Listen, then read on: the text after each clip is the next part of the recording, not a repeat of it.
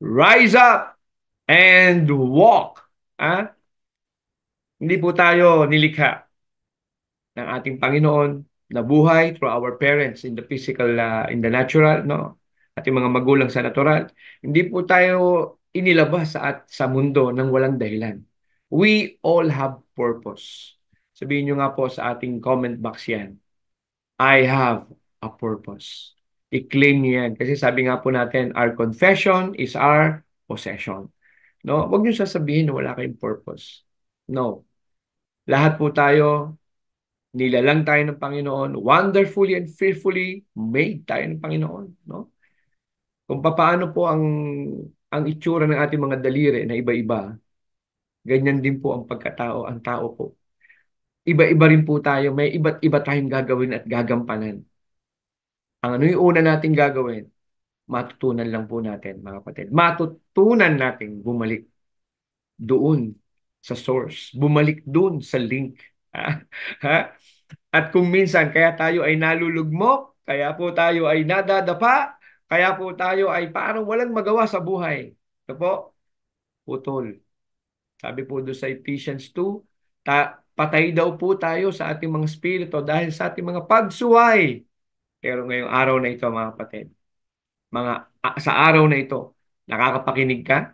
At kung nais mo na meron ka bang kaibigan o meron ka kapatid, mga mahal sa buhay, na gusto mong makarecover, gusto mong makabangon, share this. Na po, ang mensahe po ng Panginoon sa hapong ito ay talagang habang habang nababasa ko po ito, no po, ako rin po, no, tinuturuan talaga ng Panginoon. Lahat tayo mag-aaral sa atin ito. Amen? So, may panahon pa tayo, mag-tag, mag-share, share, at i-enjoy natin sa hapong to ang salita ng Panginoon. Amen? Hallelujah.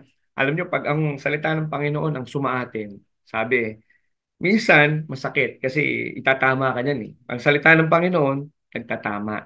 Pero, when I mean nagtatama, correction, no? Pag narinig mo, minsan masakit kasi tinatamaan ka kasi may correction ginagawa sa'yo. At mapapansin mo, kahit walang nakatingin, pag narinig mo yung salita, ramdam mo may masakit. At ramdam mo, hinihipo ka ng Diyos na tama na. Pagod ka na sa mundo. Ha? Ganyan ba? Nararanasan niyo ba yun ngayon? Ah, kaya nga po, rise up and walk. Now, pag-uusapan natin, ano ba yung rise up? No? Amen? Sige po, bago tayo mag-umpisa, tayo manandaling manalangin. Father God, sa hapong ito, aking dalangin sa bawat isa na makakarinig at sa bawat isang nakapakikinig nito, Lord, tupuin mo po kami. Hinahayaan po namin na yung banal na spirito ay dumaloy, kumilos sa aming mga isip at sa aming mga puso. Panginoon, ilagay mo po sa puso namin sa oras na ito, sino ang aming mga mahal sa buhay? Sino ang aming mga kaibigan na nangangailangan ng encouragement ng iyong salita? Panginoon, basbasan mo po ang bawat salita, O Lord. Kayo po ang maglagay, Panginoon, ng mga salitang ito sa labi, sa isip, sa puso ng iyong lingkod sa hapong ito. Ikaw lamang, Panginoon, ang mabigyan ng mataas na papuri at pagsamba. Panginoon, na-excite kami sa mensahe mo. In the mighty name of Jesus Christ. Everybody says, Amen and Amen and Amen and Amen.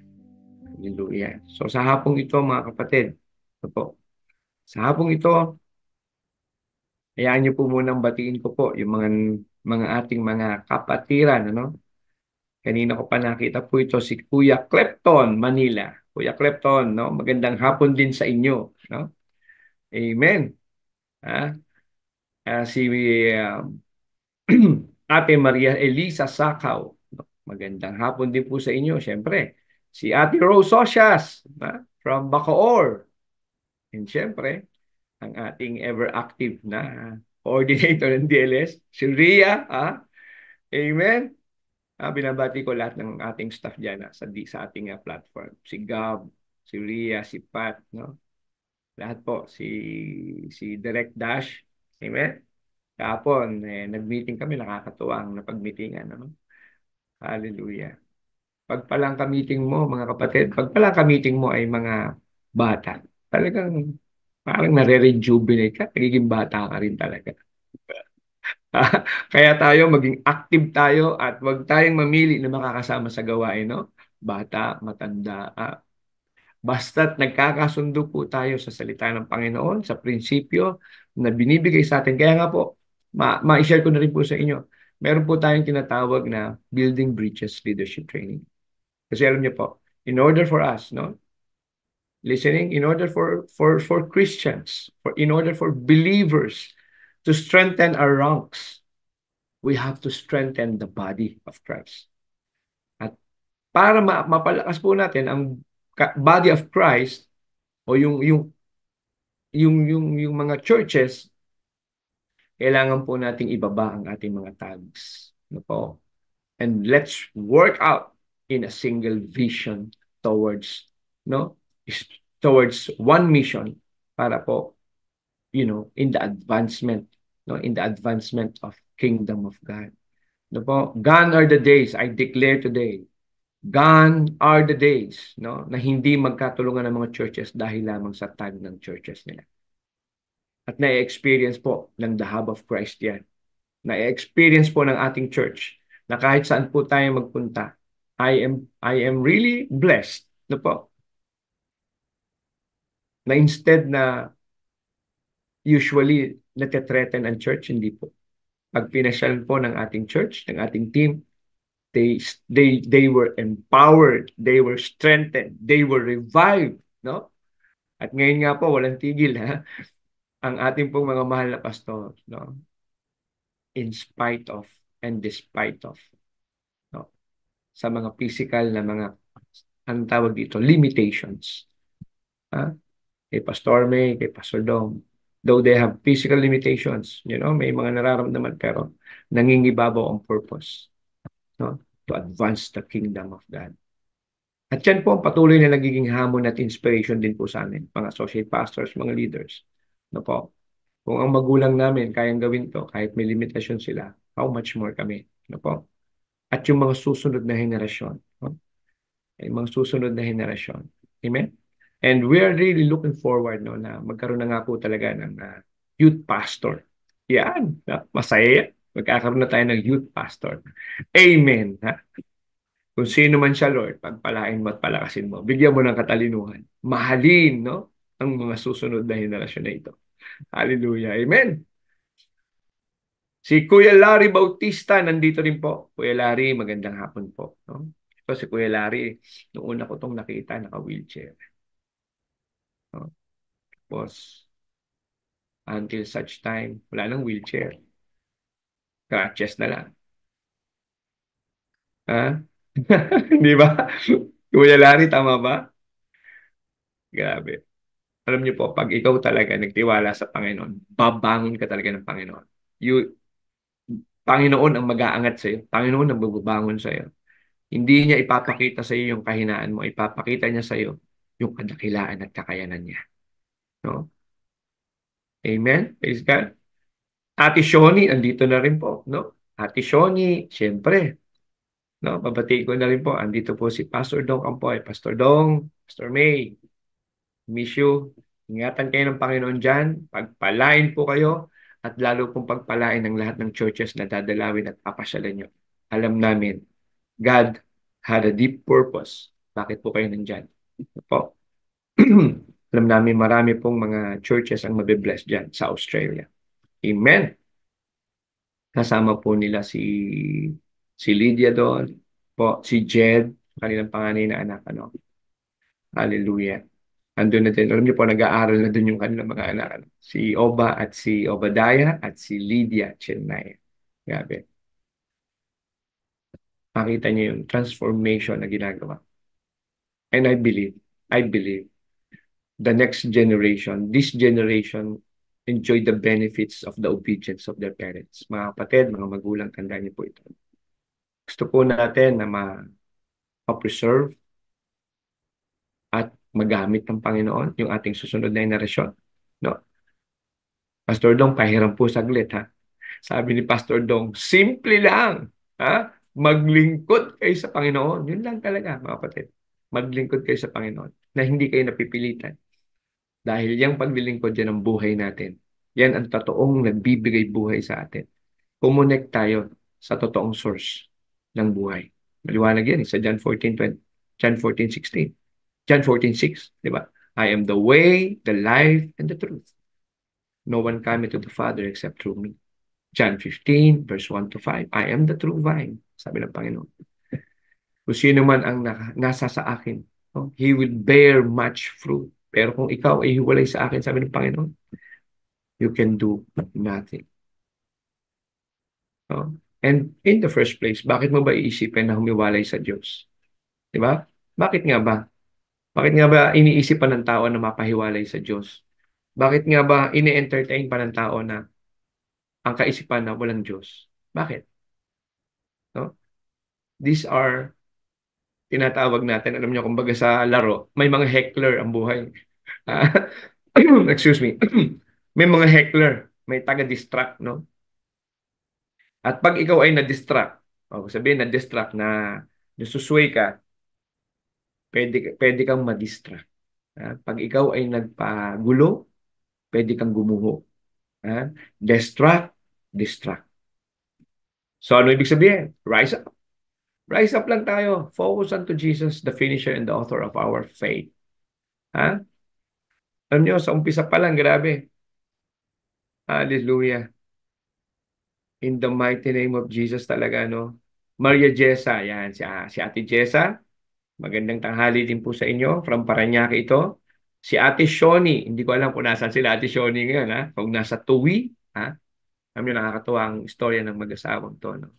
Di pati tingnan niyo po, no, mga kaabangers, no? Mga ka-DLS. Itong pong mga nandito, they're not just here dahil gusto lang nilang manood.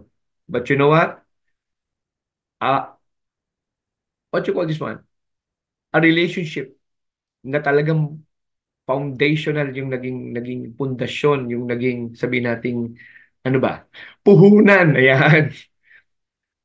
Kilala na kilala na sila ng ating mga senior pastors long before 20 years I think, no? 20 years ago, 25 years ago. Pero dahil sa iisang purpose, sa iisang vision, ngayon ang mga taong to na dating magkakaibigan lang po, ngayon magkakasama na po sa gawain. At ngayon, ang mag-asawang to, ano po, si Kuya Ben, yeah, at si Ate Shoni ginamit po upang makapag-umpisa ng gawain sa Tuwi, Batangas. Nandun nga po sila, Pastora Bim Bim. Yan, ano po ang mag-asawa po. No? Amen? Amen? Si Sister Anacleta Paro Torres, no po, pinagpalang hapon. Yan, mga kaabangers. Amen? Sino pa? Yun, siyempre, ang Montehermoso family, no? Sila kuya, basta, Kuya Morris, at saka si Ate Sally. Siyempre, kanilang mga anak kasama, no? One of the, you know, very humble family, no?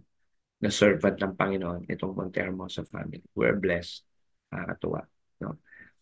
Amen. Vicky Nagy, no? Good afternoon po. No po. Amen. Vicky Nagy, amen. Siyempre, ang mag-asawang Siruela, no? Sila po ang ating coordinator, no? Ng ating kape at pandasal, no po. I believe kayo pinagaling na ng Panginoon. Ate Salve and Kuya Sam, no? Gusto lang kayo ni Lord pag-relaxin, pagpahingahin, no? Relax muna kayo. And syempre, yun, andito po ang aking pinsan from Laguna, no? Len Faustino Arellano. Stay blessed. Nood ka lang, Len, no? Stay blessed. Okay? Yung ating mga pinsan dyan at mga kamag-anak, i-share mo dyan sa atin, ha? Okay? Thank you, thank you. Ate Salve, Ate Vicky, o yan, sino pa? Amen, amen. Sige nga po, declare it mga kapatid, I have a purpose. No? Kailangan nyo i-declare yan. Meron akong purpose. Hindi ako putok sa buho. Hindi ako basta lang, Sabi nila, there is two important day in your life. Ha? The day you were born, sabi po to ni Mark Twain, isang magaling na manunulat. Sabi ni Mark Twain, there are two important day of our life. The day you were born and the day you know why. No? Yung araw daw na ikay pinanganak at yung araw na nalaman mo bakit ka pinanganak. So may purpose, no? Mahirap, no? Sabi ni naalala ko sa teaching ni Pastor Dong. Sabi ni Pastor Dong Ampoy, ang pinaka-worst daw na pwedeng mangyari sa tao ay hindi yung untimely death, hindi yung nadisgrasya ka, hindi yung nawalan ka ng mga ari-arian. Ang pinaka-worst na pwedeng mangyari sa isang tao ay yung mabuhay ka nang wala kang purpose o hindi mo alam kung ano ang iyong purpose. Hindi mo na nalaman sa Panginoon. Kasi alam niyo mga kapatid, partnership kasi yan. Lahat tayo, mangarap tayo, i-desire natin that we hear the voice of God. Sabi niya, di ba? Sabi ng Panginoon, my sheep know my voice and they listen and they obey. No?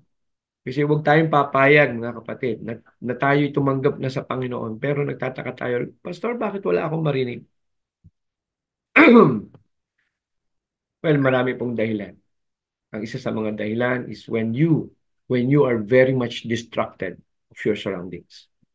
Ibig sabihin, mga kapatid, pag madali kang ma-distract ng yung surrounding, yung inner peace, yung spiritual strength cannot filter what's happening around you, ibig sabihin kailangan mo siyang palakasin para makalaban siya, makapag-filter siya doon sa nangyayari sa iyong paligid.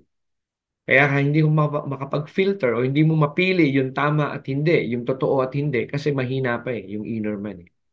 No? Yung spirit natin kailangan mo siyang palakasin, di ba? May tatlong bahagi ang tao eh. Spirit, body, and soul. Okay? At pag ang original design ay yung tayo ay spirit nature. But the problem is, nung tayo ay natutong magkasala, nalaman natin yung sudden satisfaction na natutunan nating gustuhin.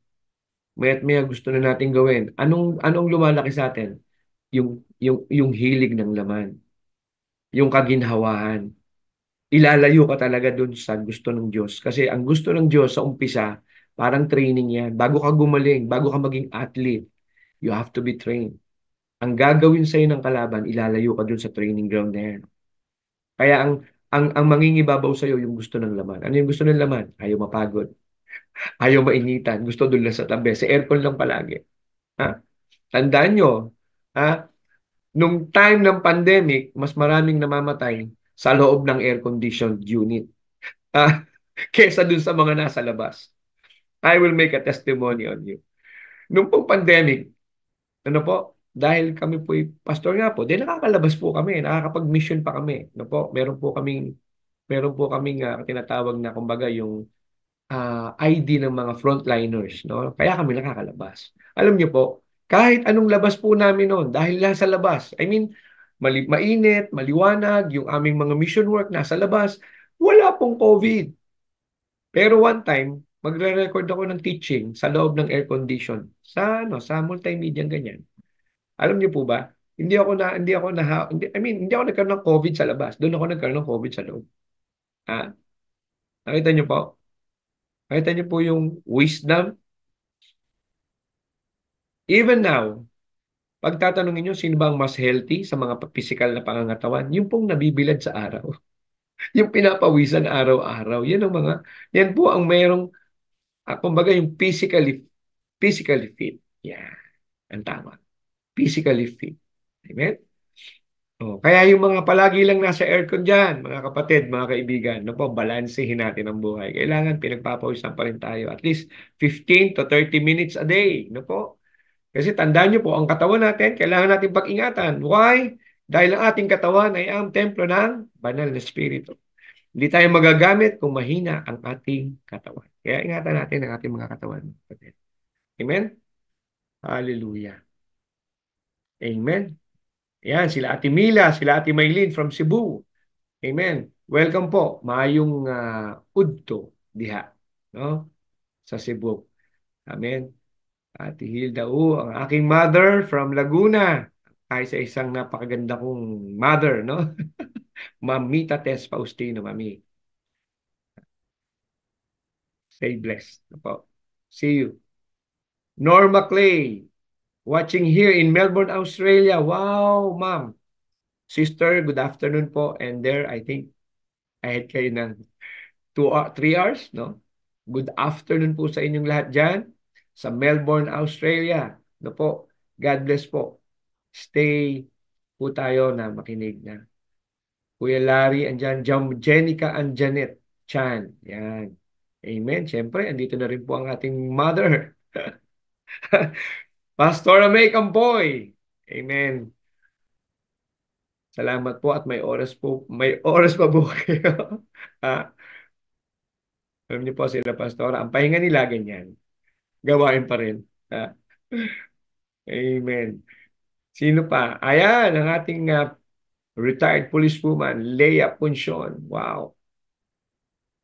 Ito ang isa sa mga talagang strong woman, no? Masasabi nating strong woman. Full of challenges but full of grace. Ganun din tong ninang ko na to, Ate Angie, no? Ninang Angie Campoy, nasa US po siya ngayon. Hallelujah. Patuloy kayong ingatan dyan, ninang, kay nila Jel, no? Magamit patuloy ng Panginoon in the mighty name of Jesus Christ. Mercy Banikid, Melody Bakuli de Guzman. Praise God. Amen. Po. Ate Weng, no? From Pasig. Amen. Ayan, si Dr. May Kiachon, Arisobal. Sorry, Arisobal Kiachon, no? From Calamba. Amen.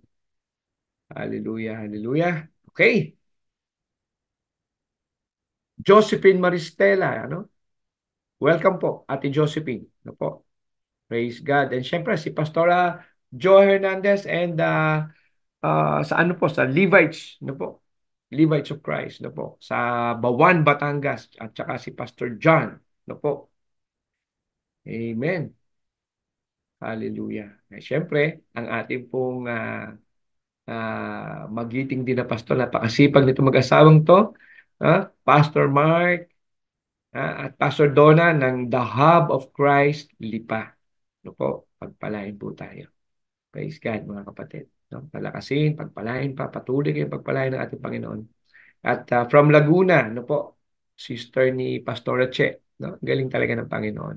Si Ate Leonila Carion Hitosis, no po. Hi po kay Kuya. See you ulit this Sunday. No po. Shekinah, yan, from Lipa, no? Inaanak po namin ito. Siya po ay multimedia po, sa multimedia sa production, no po. No? Sipag na bata po ito. Shekinah Kalingatan Sablayan. No? Nakakatuwa. No? Nasa multimedia siya. Tapos yung asawa niya nasa ah, music. No? Nasa music team. No? Nasa worship team na ngayon, si Jim. Alam mo, 3 years ago mga kapatid. Kaya ang Panginoon, tandaan niyo po, ang Panginoon, He can make great and mighty things sa buhay niya. Sandali lang po ito. Ah, itong tao na to, itong inaanak namin na to, napakatahimik. Hindi mo siya basta mapapatayo, hindi mo siya basta mapagsasalita si Jim sa Sablayan. Pero dahil sa pagsunod, ulitin ko po, nang dahil sa pagsunod, sa kababaan ng loob, na po, sa pagpapatrain, nako, grabe, ngayon po, nagwo-worship lead na. Praise God. No, ingatan kayo. Ingatan kayo ng Panginoon, palakasin sa gawain mga anak, no? Si Jim and Shane, no? Kalingasan sa Sablayan, no? Siyempre, yung ating in charge sa ating young adult, no? Yang si Dr. Cha, ah? Amen. At saka yan sila Dr. Cha at saka si Kuya Vince. Amen, amen. Oh, my classmate, no? Classmate ko po ito mula elementary, no? God bless you, Charina Centeno from Laguna. Praise God. Keep on watching, classmate. No po. Vicky Nagy. Yan. And Kuya Rizal. Amen. Isa sa pinaka, ano? Kulang yung description na masipag at masigasig sa taong ito. Amen. Hallelujah. Praise God. Kuya Rizal, stay fit. Ah, Amen. Ah, Baka palad nitong mga tao na ito ay lahat ng anak na active. Praise God. Hallelujah. And then Imelda Ramos Villanueva. No po. Crispin Nablo, inanak. Ayan. Nak, keep on watching. Stay blessed. No? Ingat. Amen, amen. Good afternoon din, classmate Charina. No? And syempre, ito, kasama po natin to sa ating sinisimulan po ng mga, ano bang tawag dyan? Food security business, no? Sa larangan po ng Darag Chicken. Si Kuya Melchor, no? From Santa Cruz, no po? Laguna, Belongki Melchor. Melchor, welcome, bro. Magandang hapon sa iyo. Amen. And from London, syempre, si Ate Emerald Tamayo, no? No? Magmula po sa morning devotion, 4:30, kasama na natin itong si Ate Emerald. Hallelujah. Salamat sa kalakasang binibigay sa ng Panginoon. Amen. Lichi Bakiran. Naku po. Magandang hapon po sa inyo. Naku po. Hallelujah, hallelujah. Magsama-sama po tayo. Ihayag po natin ang salita ng Panginoon. I-share natin. No, hayaan po natin mabless ang ating mga kaibigan, ating mga kapatid, ating mga kakilala. Praise God. And Gemma Maristela, no? Ate Gemma, magandang hapon po. Welcome po tayo sa DLS. Hallelujah. Woo! Ito na po. Mag-uumpisa na po tayo mga kapatid. No? Ang ating title, Rise Up and Walk. Ito po. Dito sa storya na to mga kapatid, no po. Ito'y istorya nung time na si, si Pedro at si Juan, no? Si Peter at si John ay a-attend ng pang 3 o'clock na, no? Sa layman's term na lang po, pang 3 o'clock na service, no? Parang may templo, so may 3 o'clock na service, meaning paghahayag ng salita ng Panginoon, pupunta po sila at nakita nila itong tao na ito, no? Samahan niyo po ako sa Acts, no po? Saglit lang po, ha? Sa Acts 3, verse 1 to 10, no po? Hayaan niyo po na basahin po natin, no po? Ang title po ng ating pag-uusapan sa hapong ito, Rise Up and Walk, kapatid, no? Bakit nga ba? Bakit mo nga ba kailangan mag-rise up and walk? Because hindi po tayo dinesign na lampa. Hindi po tayo dinesign ng Panginoon na tutumba-tumbahin lang ng problema natin. No. Ah, we are designed according to the image and likeness of God. Sabi sa Genesis 1:26, no? Let us make a man. Sabi ng God the Father, God the Son, and God the Holy Spirit. Sabi, gumawa tayo. Let us make a man. Amen? Let us make a man according to our image and likeness. So kung according to the image and likeness of God, ano sabi? He is a victorious God. He is a great healer, great provider. He is siya ang umpisa at ang katapusan. Siya yon. He is infinite. Hindi mo kayang sukatin ang kaya niyang gawin. Hindi mo kayang unawain ang lahat ng kaya niyang isipin. Yun yung Diyos na naglalang sa atin at ganun niya tayo dinesign. Sino ang nagbibigay ng limitasyon sa atin, sa mga tao? Listening, mga kapatid, you have to put down everything and listen. Because this will clinch something in your mind and in your heart this afternoon na kailangan nyo pong maintindihan. Bakit nangihina ang tao? Bakit nagkakaroon ng in his mind nalilimitahan? Alam niyo kung sino mismo? Siya mismo ang nagsasabi sa sarili niya, hindi ko kaya. Saan nanggagaling yung takot? Saan nanggagaling yung kalituhan? No? Yung fear, yung confusion, hindi yan galing sa Diyos. Sabi sa 2 Timothy. Amen? Sabi sa 2 Timothy, hindi yan galing sa Diyos. Amen? And God is not the author of confusion. Hallelujah. Praise the Lord. Tandaan niyo po yan. So, let us read, no? Ito yung mensahe natin. The message, no? Rise up and walk. No? Mamaya makikita niyo, sabi, nung sinabi to ni Peter, sabi ni Peter, silver and gold I have not. but what I have, I will give it to you. So, sabi dito, there is power in the name of Jesus. Peter declared, in the name of Jesus Christ of Nazareth, rise up and walk. No? Sige po, samahan niyo po ako sa Acts 3 verse 1 to 10. Basahin po natin. No? Basahin lang po muna natin ang ating text. Now Peter and John went up together into the temple at the hour of prayer, being the ninth hour. No? Sa Acts 3:1. Verse 2, and a certain man lame, no? Lumpo from his mother's womb. Ibig sabihin, inborn na lumpo ito, whom they laid daily at the gate. Inilalagay daw po daily dun sa gate. No? Maalala nyo, dati ganyan, no? Yung mga PWD, di ba? Inilalagay sa harapan ng simbahan. Di po ba? Whom they laid daily at the gate of the temple, which is called Beautiful. Ha? To ask alms upang mamalimos. Alms is siguro sa pwede nating sabihin na lumang English na salita na yan. No, alms means namamalimos of them that entered into the temple. 3, who seeing Peter and John about to go into the temple ask an alms. And sa verse 4, and Peter, sabi dito, fastening his eyes upon him. Itinutok daw ni Peter yung mata niya dun sa pulube, no? Kagaya ni Juan, with John, sabi, said, look on us. Tingnan mo kami. Sabi ni Pedro doon sa lumpo. And he gave heed unto them, expecting to receive something of them. Akala nung lumpo, may ibibigay si Pedro na limos. Ha? Pagdating sa verse 6, then Peter said, silver and gold have I none, but such as I have give, I thee. Ha? Bibigay ko siya kung anong meron ako.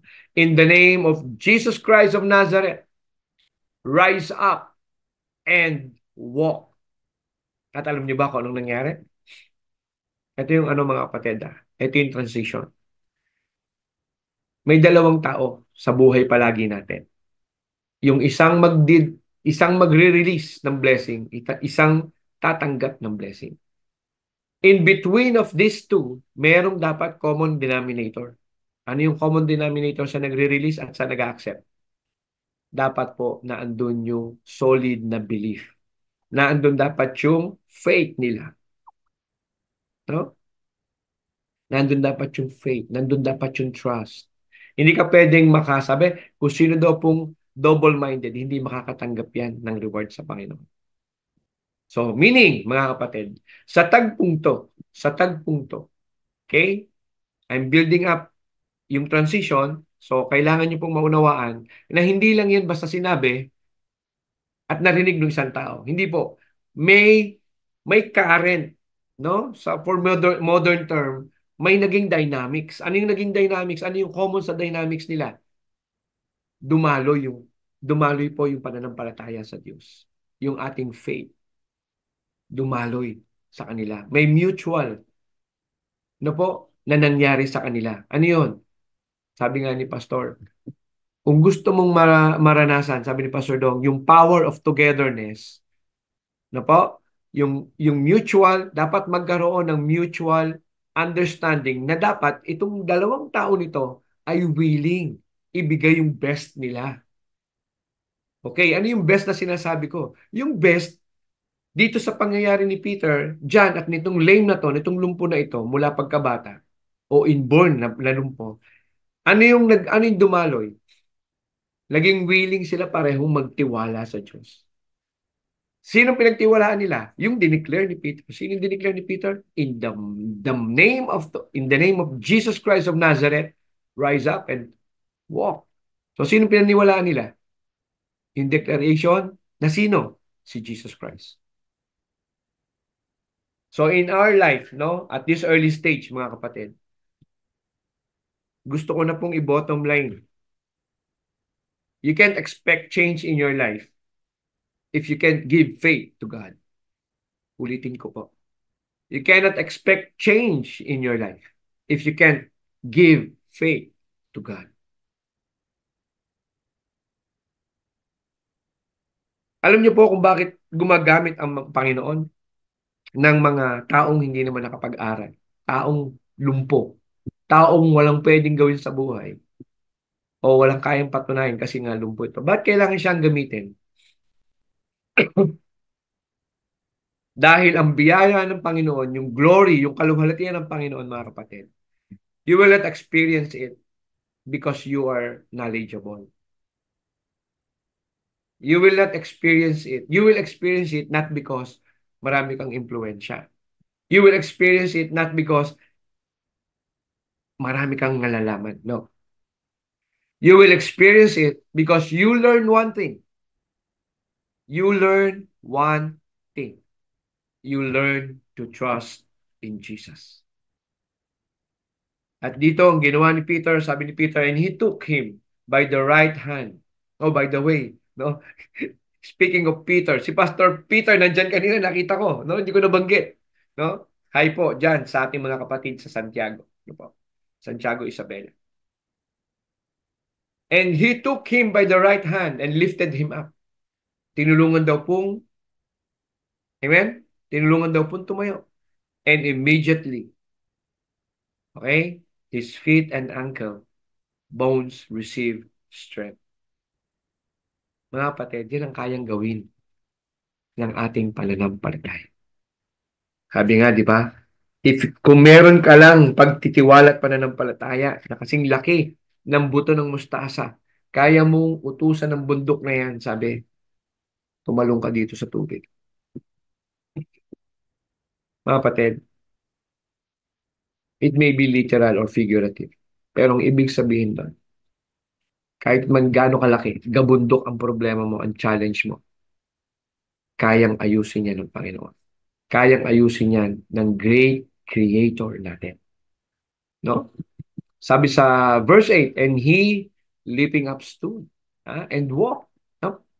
Patalon-talon daw siya. And entered with them into the temple. Sa sobrang tuwa niya, alam mo yung sa sobrang tuwa, yung bata, di ba, pag binigyan mo ng gusto niyang candy o gusto niyang chocolate, di ba?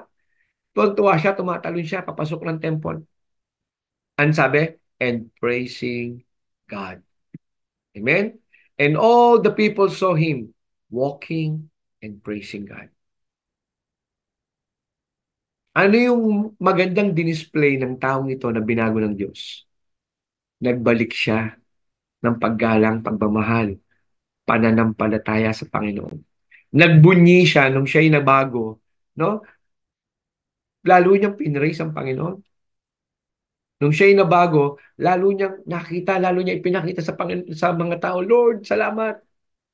Binago mo ko. And ito yung nakakalungkot sa mga tao ko minsan. Nung humihingi ka sa Panginoon, sobra, no? Fervent prayer, napakatindi ng commitment. Pero, nung ibinigay na ng Panginoon, ito yung mga dapat nating pag-ingatan. Nung ibinigay na ng Panginoon, nakalimutan na talaga yung source ng kanyang pagbabago. Amen? At sa Acts 10, no, sa verse 10, and they knew that it was He, no? Alam daw po ng mga tao doon, no? Doon sa area, doon sa templo, no? Alam nila at kilala nila na ang taong ito ay yung namamalimos, sabi, knew that it was he which sat for alms at the beautiful gate of the temple, and they were filled with wonder. Sobra daw po yung kanilang pagtatanong. Hindi niyo po ba namamalayan? Ganyan din po tayo eh. Pag tayo walang pananampalataya, doon mo masusukat. No? Deep inside, alam mo na naa-amaze ka. Pero sa totoo lang, pag ikaw ay babad sa salita ng Panginoon, amen? Palagi mong na-encounter ang Panginoon through communion, through prayers, through fasting, through reading the Bible. Hindi na po bago sa iyo 'yan. Hindi na po bago sa iyo yung maranasan mo yung presensya ng Panginoon.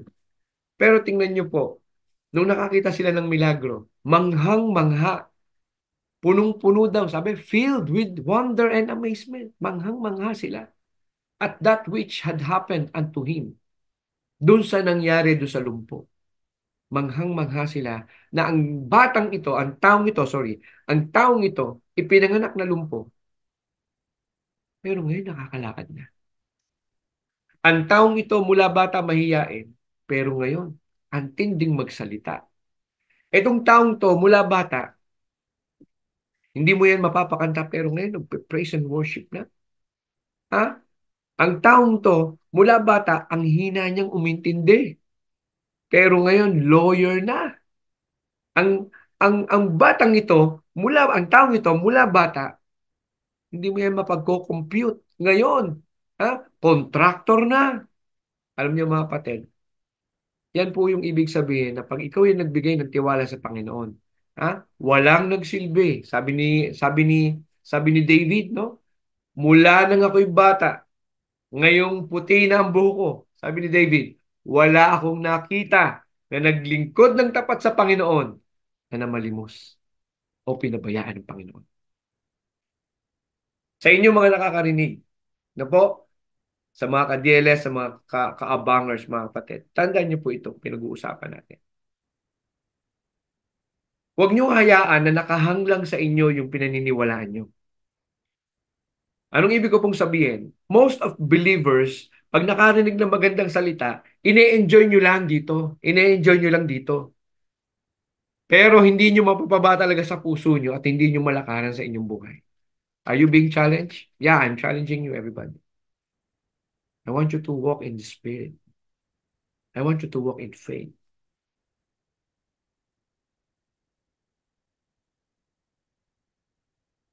Kung bakit hindi magamit yung buhay natin, may pagdidesisyon kasing kailangan gawin ang tao. Hindi po talaga makikialam ang banal na spirito sa atin kung hindi mo papayagan. Bakit? Hindi po truce breaker ang Panginoon. Ano ibig sabihin ng truce breaker? Hindi po sumisira sa usapan ng Panginoon. Ano yung usapan? Binigyan po tayo ng free will. Sa tingin niyo po ba, nung magkakasala si Adan at si Eva sa Harden ng Eden, no po, gusto ko maisip niyo po ito. Gusto ko pong tanungin niyo sa inyong mga sarili. Dahil gusto ko makita yung sinasabi, gusto ko pong makita niyo yung sinasabi ko na God is not a violator of truth. Binigyan tayo ng free will, hindi niya po i-violate yung free will na yun. Until such time that your heart has turned and your mind is convinced. No po? Kasi andito po yung battle eh. Amen? Why? The more you know many things, the more battle you will encounter. Pero kung matibay at maliwanag sa iyo ang pundasyon ng salita ng Panginoon, alam mo kung paano i-filter ang knowledge. Ganyan katalino ang Diyos. At sa amin po, katulad po sa akin, ako po, I learned the hard way. No? I learned the hard way. Maraming beses munti ka nang mamatay. No? Maraming beses ka nang, woo! Pero ngayon ko naunawaan, bakit? Bakit ka binuhay ng Panginoon? Bakit ako binuhay ng Panginoon? Amen? So, let's go. No? Let's dive in, mga kapatid. No? Pero bago tayo mag-dive in, sige, baka meron po kayong mga comment at tanong dito. No? Kung may tanong po, sabihin nyo lang po. Oh. Welcome, si Lori Patenya. Good afternoon po. Nay, ano po? Hope you're doing good and doing fine. And syempre, from TGCGM Qatar, Doha, Qatar, no? The Great Commission Global Ministry Church dito po sa Qatar. Dito po kami nagpunta nila Pastor Dong, last mission sa Middle East, no po? Ang aking pinsan ay nandoon, no? Welcome, pinsan Darwin Jimenez, ano po? Nung po ako'y nagtrabaho sa Qatar, yan po ang aking sinisimbahang church, no? TGCGM, The Great Commission Global Ministry. Hello po kay Pastor Celso, siya po ang naging pastor ko po dyan, at kay Sister Annabel Camat, no po? Pag-ingatan at palakasin pa kayo ng Panginoon, no po? Amen. Sabi ni Sister Emerald, Father God, help us to pursue, to serve you with all our hearts, body and soul. In Jesus' name I pray. Amen and amen and amen. Totoo po yan. Bumalik tayo sa Panginoon. Habang tayo pinagpapala, habang nakakaranas tayo ng pabor, habang nakakaranas tayo ng konsiderasyon, alam niyo po yung, kung tutuusin, mahabang proseso, tapos biglang, whoop, ayan na agad. Amen? Kasi may mga taong tumulong sa atin. Pabor, konsiderasyon. Padala ng Diyos yan eh. Hindi natin pwede angkinin yan. No? Ready? Kaya sabihin ako ha, medyo matalas. Ha? Amen? Amen? Yung mga pinapadala po ng tao, sent ng Panginoon yan eh. Yung mga opportunity sent ng Panginoon yan. Allowed by God. Ganon din naman ang mga challenges. Allowed lang God yan eh. No? Kaya nga sabi sa Romans 5:3, sa Romans 5 verses 3 to 5, no? Magsasaya lang ba tayo dun sa mga mabubuting bagay? Hindi ba tayo matututong magsaya at sa mga oras na tayo ay may tribulation? Ha?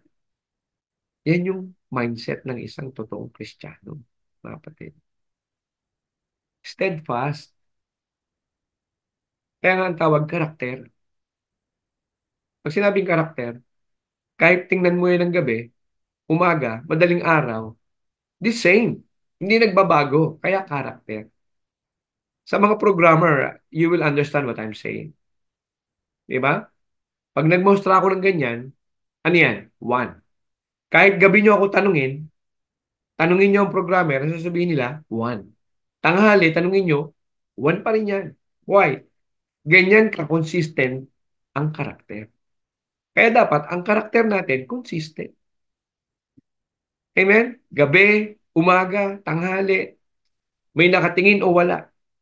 There should be consistency in our character. No? Hallelujah. Praise God. Amen. Now,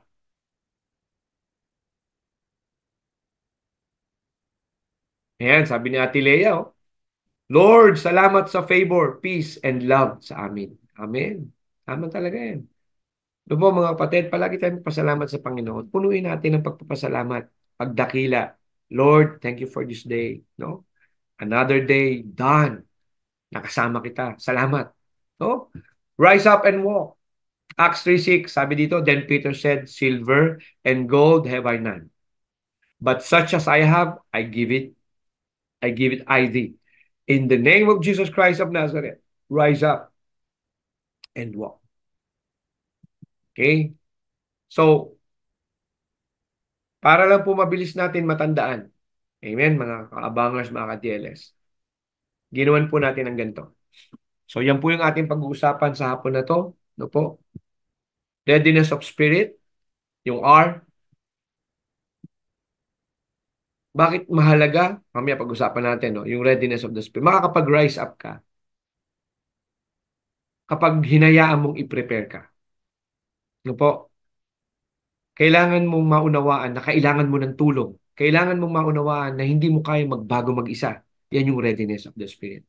Kailangan mong maunawaan na kailangan mong may pagpasakupan. Kailangan mong maunawaan na may Diyos na lumalang sa'yo.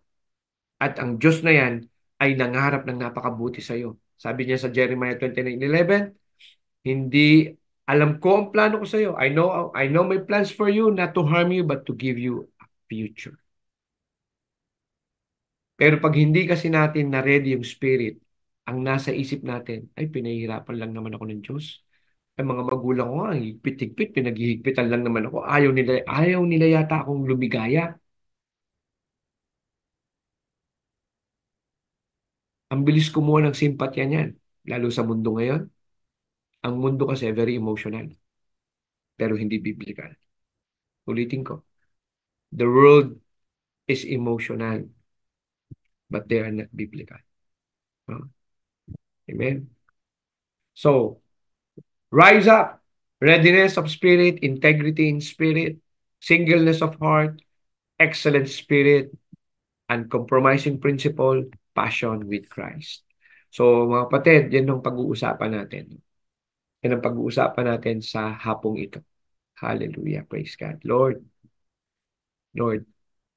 kayong patuloy na gumabay sa amin.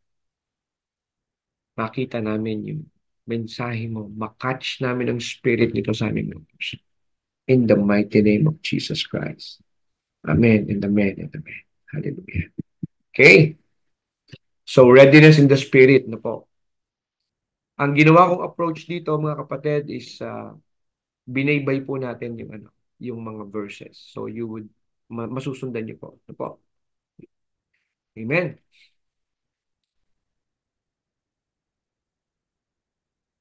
Amen. Amen. Sabi po dito sa Readiness of the Spirit, no? Kung nandyan po ang inyong Bible o may online Bible kayo, Acts 3 to 4, Acts 3, 4 to 5. No po. Sabi po dito, may dalawang perspective, no? Diyan sa verses 4 and 5, may two perspective.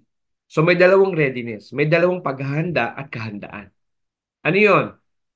May maghahandang para siya makapagbigay. Mga kapatid, kung tayo'y abante na po sa ating spirito, tayo po'y matured na in the spirit. No po, wag po tayong manangan, wag tayong maging complacent.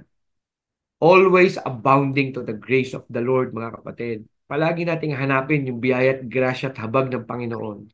Maturuan pa tayo para yung readiness to give ay always ready tayo. So, yun yung unang perspective. Readiness to give. At ang dapat gawin ng bawat mananampalataya upang ikay maging handa sa pagbibigay. Kasi you cannot give what you don't have, di ba? Napapansin niyo po ba yun na pag hindi na kayo nagbabasa ng Bible, nahihirapan kayo mag-share? Kasi bakit? Limitado yung salita ng Panginoon sa inyong puso, sa inyong isip. Yan yung sinasabi dun sa John 14, no? John 14:26, doon sa later part ng verse na yon, sinasabi doon, ipapaalala daw po sa atin lahat ng ating mga natutunan at nabasa. Ay anong ipapaalala sa atin ng banal na spirito kung di tayo nagbabasa? Amen? Okay, I'm referring to Bible, ah. Pag binasa niyo po yan, no? Dali lang po, ah. Ano po binanggit ko? Sa John, no? John, ah, John 14:26. Sige po, sabay-sabay po nating hanapin. Para po ano niyo po. Sige po. John 14:26. Basahin ko lang po, ha. Dun sa readiness to give, sa perspective po kasi ng Great Commission, di po ba sabi? Teach all nation. Di ba? So paano ka magti-teach? Paano ka mag-share? Paano ka susunod sa Great Commission kung wala kang baon? Kung wala kang, hindi ka puno ng salita ng Panginoon. So yun yung ibig sabihin, yung context ng readiness to give. Now, sabi po dito sa sa Bible, John 14:26 na po. John 14 verse 26. Babasahin ko po sa inyo. But the Comforter, which is the Holy Ghost, whom the Father will send in my name. Okay, sino pinadala? Holy Ghost o yung Holy Spirit na po. He will teach you all things and bring all things to your remembrance. Dadalhin, ibabalik sa yung alaala ay yung mga natutunan. Whatsoever I have said unto you. Ibig sabihin, kasi nung time na yun, mga kapatid, wala namang Bible pa. So, ang perspective dito, sinasabi ng ating Panginoong Hesukristo na kung ano man ang binanggit ko sa iyo, binanggit ko sa inyo, na aking mga disipulo, ipapaalala ko yan sa inyo. Ngayon, ang perspective natin, dahil may Bible na, kung anong binasa natin, ipapaalala to. Kasi this is a word of God. A very powerful word. A life-changing word. This is our life's manual, mga kapatid. You don't want to go wrong? Mag-invest ka sa isang magandang Bible. Ha? Mag-invest ka. Kaya mo mag-invest sa mga, ang tawag dyan, branded mong damit, sa mga cellphone na tigi ilang libo. Ang Bible, Open Bible, maybe 2,500. Ito, Rainbow Bible, maybe around, siguro sa 2,000 din. Mga kapatid, invest sa salita ng Panginoon. Mag-invest tayo. You want a Tagalog and English? Diglot. No? May English, may Tagalog. Para madali mo matranslate yung nababasa mo. Diglot Bible. Bili ka. No po? So mga kapatid, anong ipapaalala sa atin ng banal na spirito kung wala tayong binabasa? Yan yung ibig sabihin ng readiness to give. So ibig sabihin, may preparation. Ganun din, di ba, sa pagpapamilya. Hindi ka naman pwede magpamilya nang hindi ka prepared. Na ang baon mo lang lakas ang loob. No? I tell you, yung lakas ng loob at nuknukang gandang lalaki, kumukupas yan. Mawawala po yan. At pag kayo nagsasama na, sabi nga ng ating pastor, no? Pag daw po wala nang makain, nagbo-boxing na. Sabi nun. Hindi ko matandaan yung eksaktong salita ni Pastor Tong eh. Pero naalala ko yung message siya. Ha? Pag wala na daw pong saging, ha? O wala nang makain, nagbo-boxing na. Yun po ang kakahinatnan. Pag yung readiness, ang baon mo lang ay lakas ng loob magpamilya, lakas ng loob maggawa ng bata, pero you're not ready. Yan ang ibig sabihin dyan, mga kapatid. Maraming pwede kang matutunan dyan sa readiness to give na yan. Ha? And then, kung ikaw naman yung nasa kalagayan na parang ikaw yung ngayon, ha? Sa panahon ngayon, ikaw yung walang magawa. Ikaw yung may sakit. Ikaw yung limited sa iyong pisikal. Ikaw yung limited sa iyong kaalaman. Ikaw yung limited sa iyong pinansyal. Ikaw yung nagkakawardi-wardi ang buhay mo sa iyong spiritual. Mga kapatid, be ready to receive. At kung minsan, no, ang tao namimili ng tatanggapin. Akala ng tao, sa lahat ng kanyang problema, ang kasagutan ay material o pera. Maunawaan nyo, katulad ng lumpong ito, di ba? Anong gusto niyang ma-receive? Limos. Pero anong binigay sa kanya ni Pedro? Panibagong buhay. Through Jesus Christ. Ginamit si Pedro, no?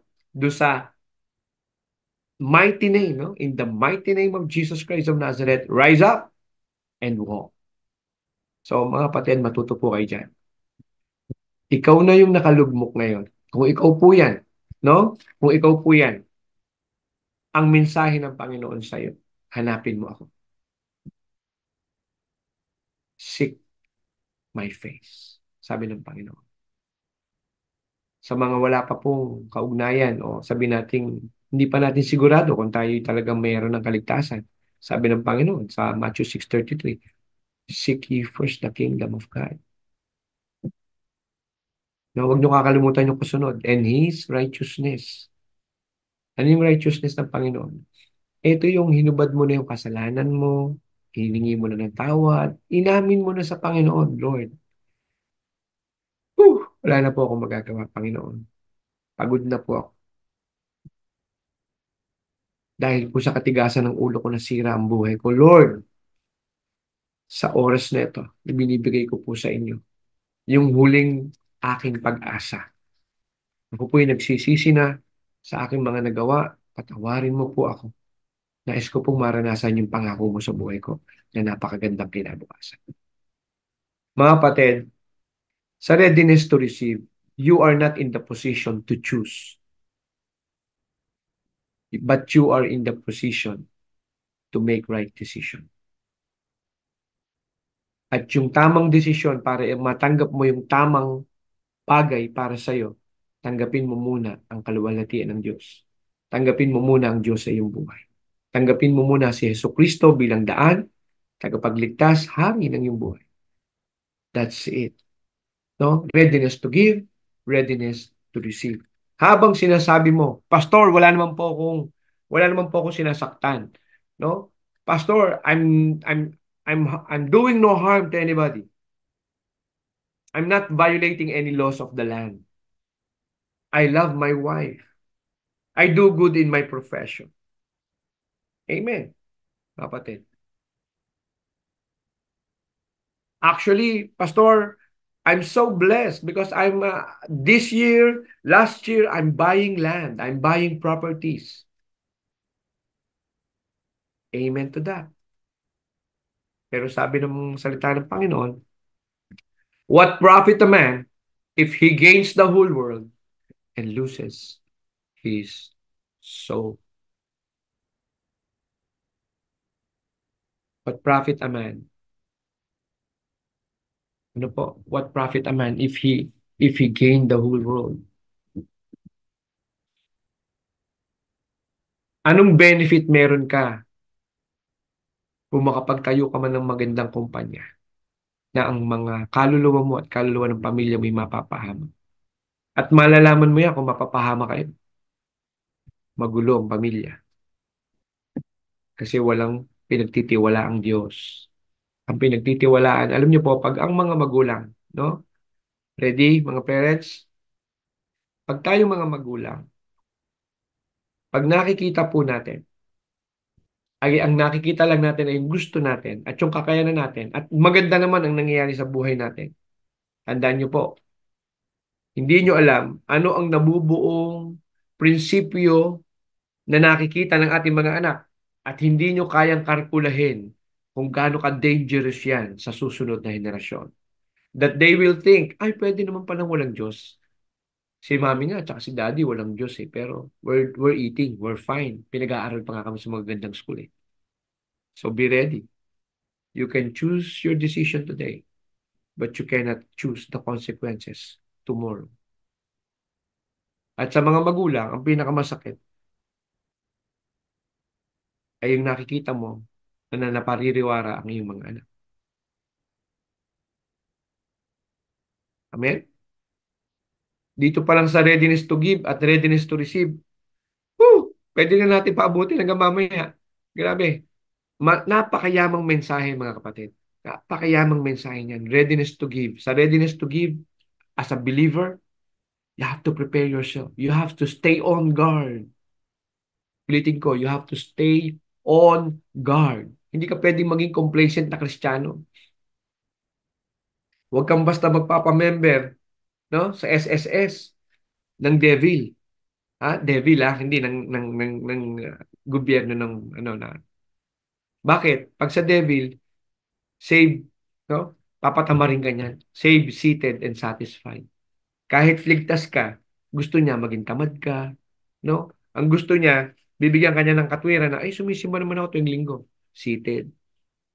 Saved, seated, and satisfied. Ligtas naman ako. Ligtas naman ang buong pamilya ko. Okay na yun. Hallelujah. Sabi dito sa verse 4, and Peter fastening his eyes upon him with John said, Lucanas. Di ba? And he gave heed unto them, expecting to receive. Ayan yung binanggit ko na kanina. No? Yung spiritual aspect, dun sa readiness to receive, ang tao, ang palagi niyang ina-expect, ang dapat ibigay sa kanya ng tutulong sa kanya ay pera for immediate resolution sa problema niya.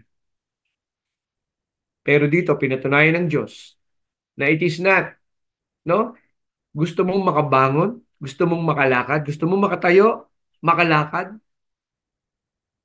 ang kailangan mo munang matanggap ay paniwalaan mo si Jesus Christ na taga Nazareth. Eh, yan ang context dito eh. Sabi ni Peter eh.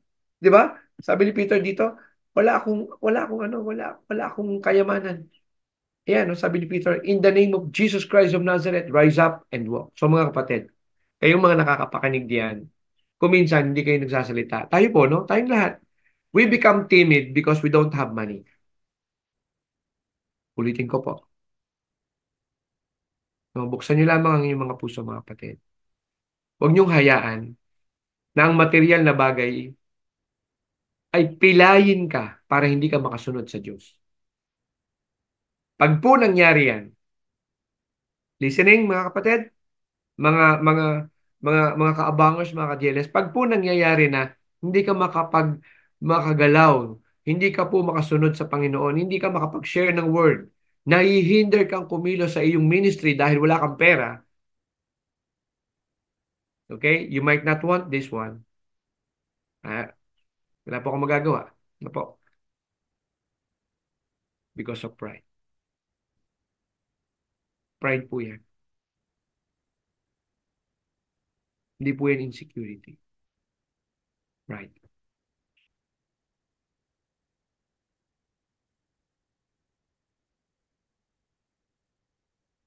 Illustration. Minsan nagda-drive ako, no? Diyan sa may Boulevard, sa may Rojas Boulevard. Wala akong makitang barya dito sa aking ano, pero meron akong tinapay. Yung tinapay binibigay ko, ayaw tanggapin. Ang gusto niya kasi, pera. So, yun yung ibig kong sabihin. Yung pera, bibili ka pa. Maghahanap ka pa ng tindahan. At yung pera, maaaring hindi kumasya doon sa bibilin mo. Pero ito, meron nang ibinibigay sa'yo, ready to eat na, tinapay nga lang siya. Pero mabubusog ka niyan.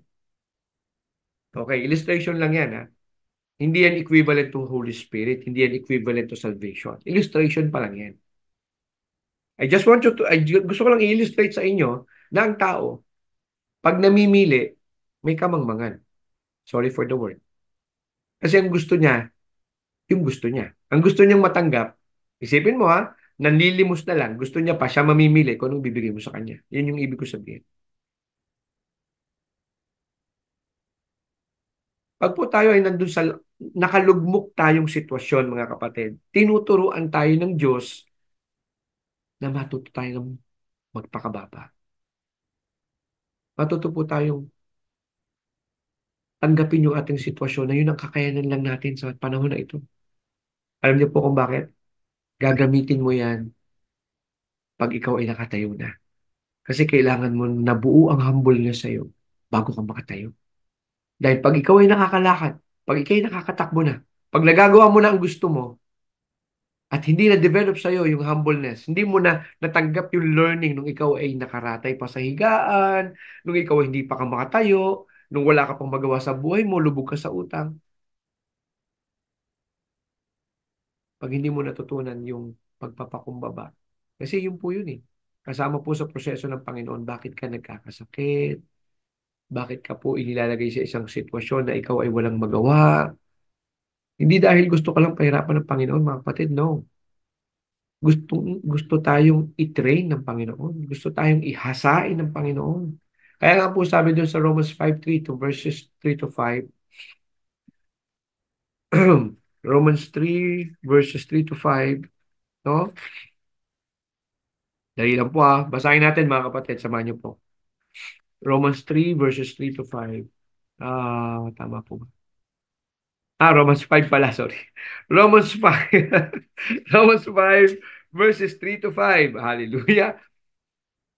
Sabi po sa Romans 5 verses 3 to 5,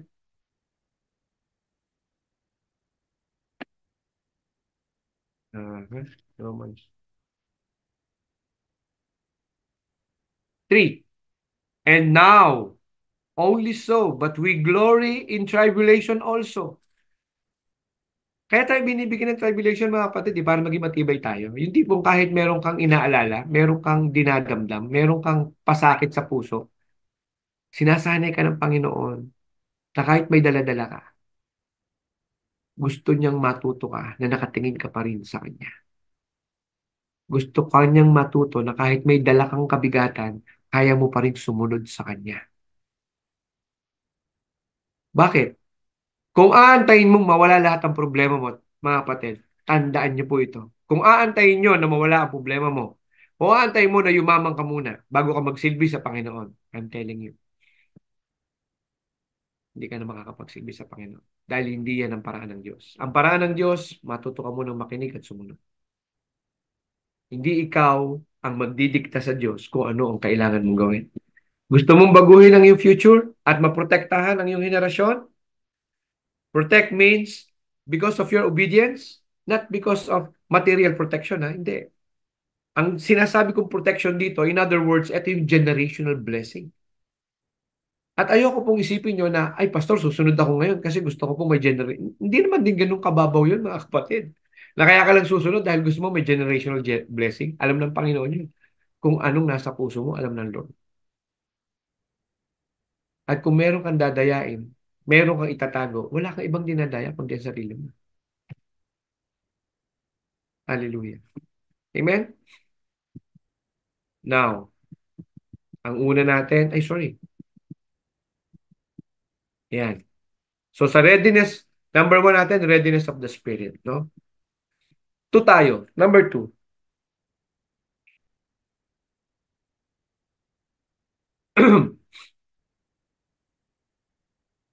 Welcome po muli. Welcome po from from Dubai. Ano po? From Dubai, aking kababata. Siya po yung nagpasyal sa amin nung nag-mission po tayo dyan, no? Na-meet niya na po sila Pastor Dong, Pastor May, no po? Paring Jimmy Santos, no po? Welcome, paring Jimmy. No, mula bata kasama ko na ito mga kapatid. Hanggang ngayon. No? Nika Olam. Hallelujah. Welcome po. Lori Patenya. Tsaka po kanina may nabasa pa ako. Si Estelita Lavore. Lavore. No po. Yavor. No po. Welcome po, Ate Estelita. Hallelujah. Praise the Lord. Amen. No po. Sige po, mga kapatid. Now, number 2, dun sa rise up, integrity in spirit. Makikita nyo po dyan, mga kapatid, integer. No po? Pag sinabi natin integer, no po? Tingnan nyo po ang Bible, ha? Tingnan nyo po yung Bible. Yung tinuturo ng Bible at yung tinuturo sa world, talagang makikita nyo ng pinanggagalingan ng original idea, ang original source, ay ang banal na kasulatan. Pastor, paano po nangyayari na nagkakamali po? Bakit po nawawala? Ba't nawawala sa align? Yun, that's the word. Kasi humiwalay sa biyaya at grasya ng salita ng Panginoon kung bakit nawalay. Magagamit mo kasi ang isang excuse me, magagamit mo ang isang pagtuturo, lalo kung magaling ka magsalita, magaling ka magsaulo, pero wala na po sa iyo ang banal na spirito. Naalala niyo po si King Saul? Di po ba? Tinanggal sa kanya yung anointing. Hari siya. Ito po, hari siya. Amen? Hallelujah. So, si King Saul, hari siya, pero dumating sa point, no? Hindi ko na po didetalye, sumuway po siya sa Panginoon. At ang Panginoon nagkaroon ng mensahe kay Samuel. Sabi ni Samuel, hindi na ikaw. Ikaw pa rin yung position mong hari, ikaw pa rin yan. Pero yung anointing wala na. Nagalit si Saul sa kanya, no?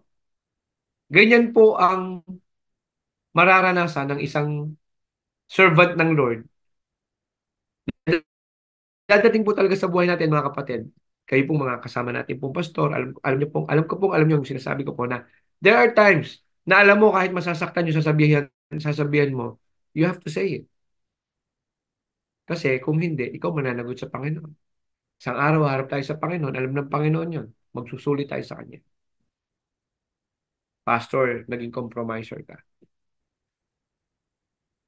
Amen? So dito, nangyari, pag sinabi natin integer, you have to be intact. Buo ka dapat. Undivided ka. Pag sinabing undivided, hindi ka po sumasawsaw sa kabila, sumasawsaw sa kabila. Sabi sa Bible, a double-minded man is unstable in his ways. Amen po ba? Ha? Buong linggo, nasa world ka. Pag linggo, Kristiyano ka. Yan po yung sinasabi na double-minded, double standard.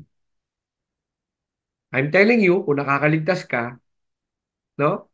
It's not if, but it's when.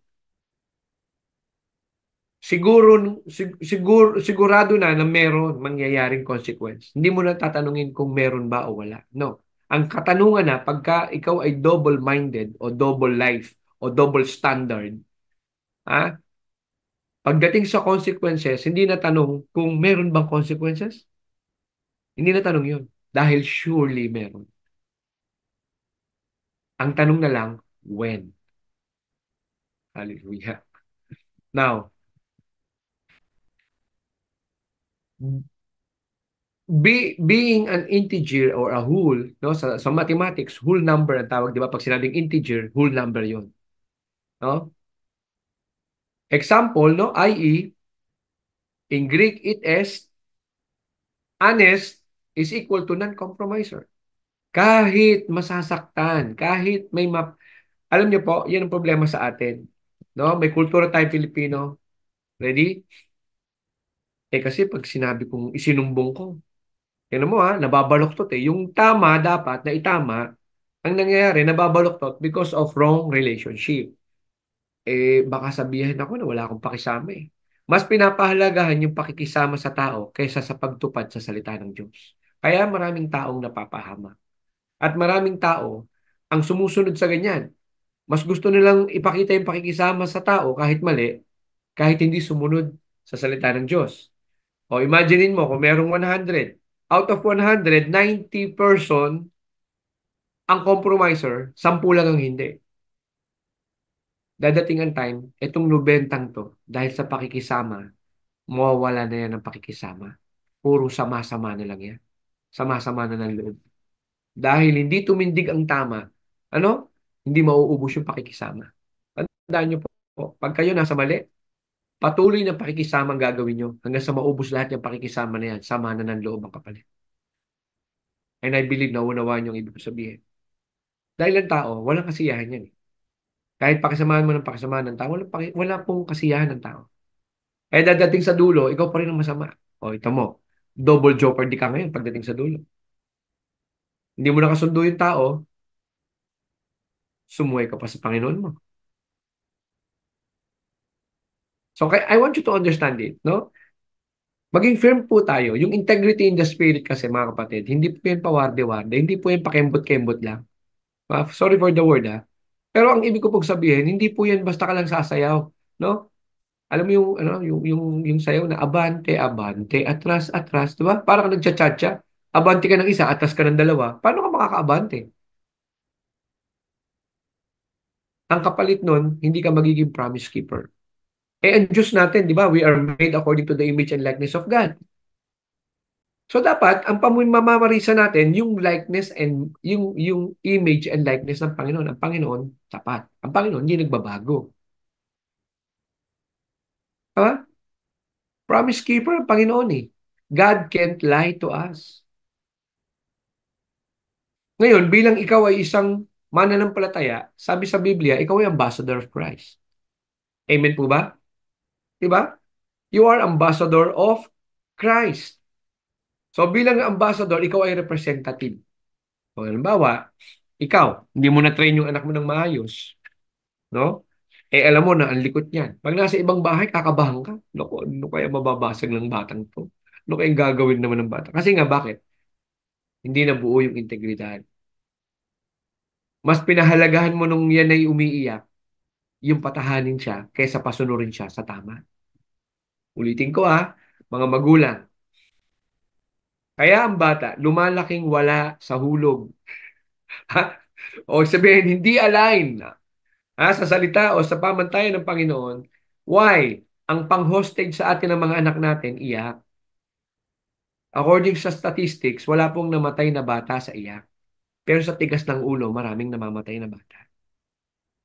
What I'm trying to say is this, mga kapatid. Sabi sa Proverbs 29 verse 1. Amen? Sabi sa Proverbs 29 verse 1. Tama ba? Yeah, Proverbs 29 verse 1. Sabi, if the child na palagi mo nang pinapaalalahanan at hindi na siya nakikinig, naging stiff-neck na siya, he will experience sudden destruction without remedy. Sudden destruction without remedy. So, ano ibig sabihin?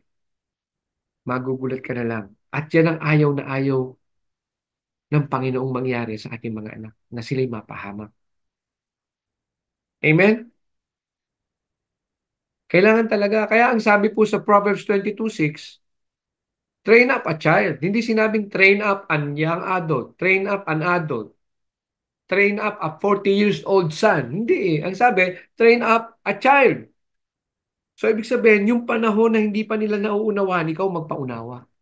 Huwag mo palaging ikatwiran yung busy ka, pagod ka, galing ka sa trabaho. No.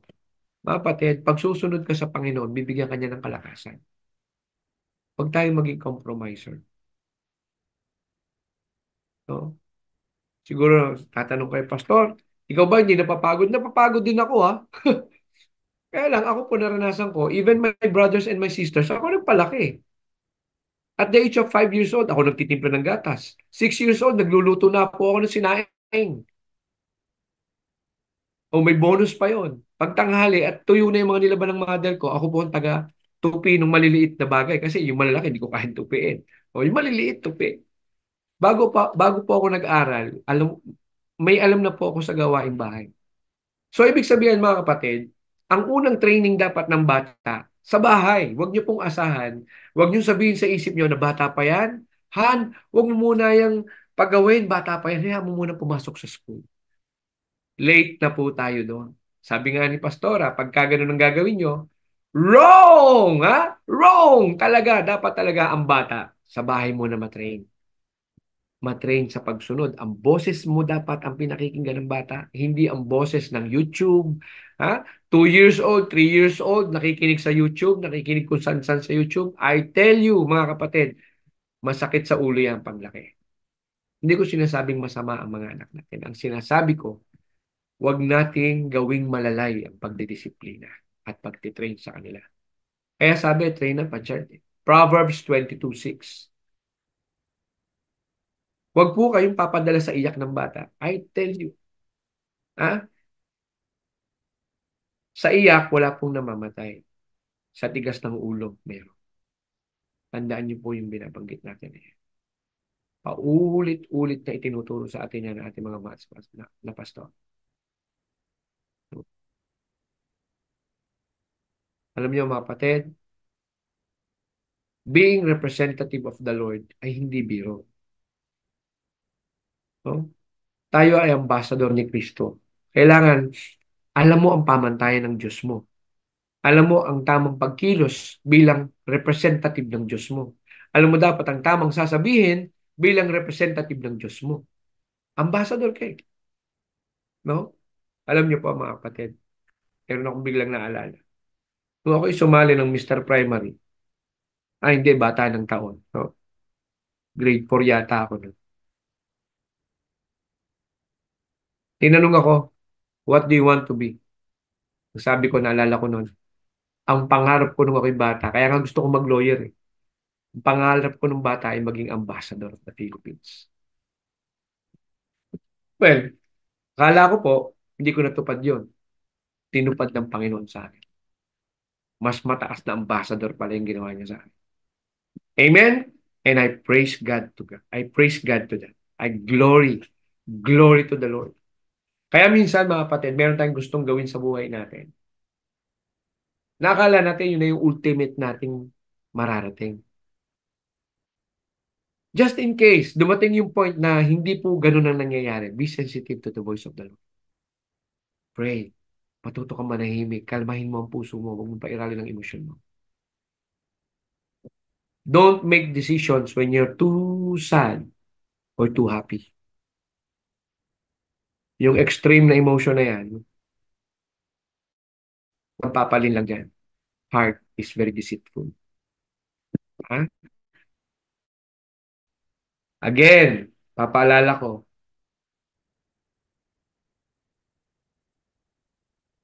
kung ikay sobrang lungkot o sobrang saya, don't make decisions. Even mga businessman, tinuturo po niya. Narinig ko po yan sa aking ninang na Chinese businessman sa Laguna. When you're too sad, don't make decisions. When you're too happy, don't make decisions. Antayin mo mag-stable yung emotion mo. Objective ang isip mo. Ha? Constant practice of obedience thereby. So again, mga kapatid, being ambassador of Christ, you should carry. Okay? Iko-close ko lang to yung ambassador of Christ.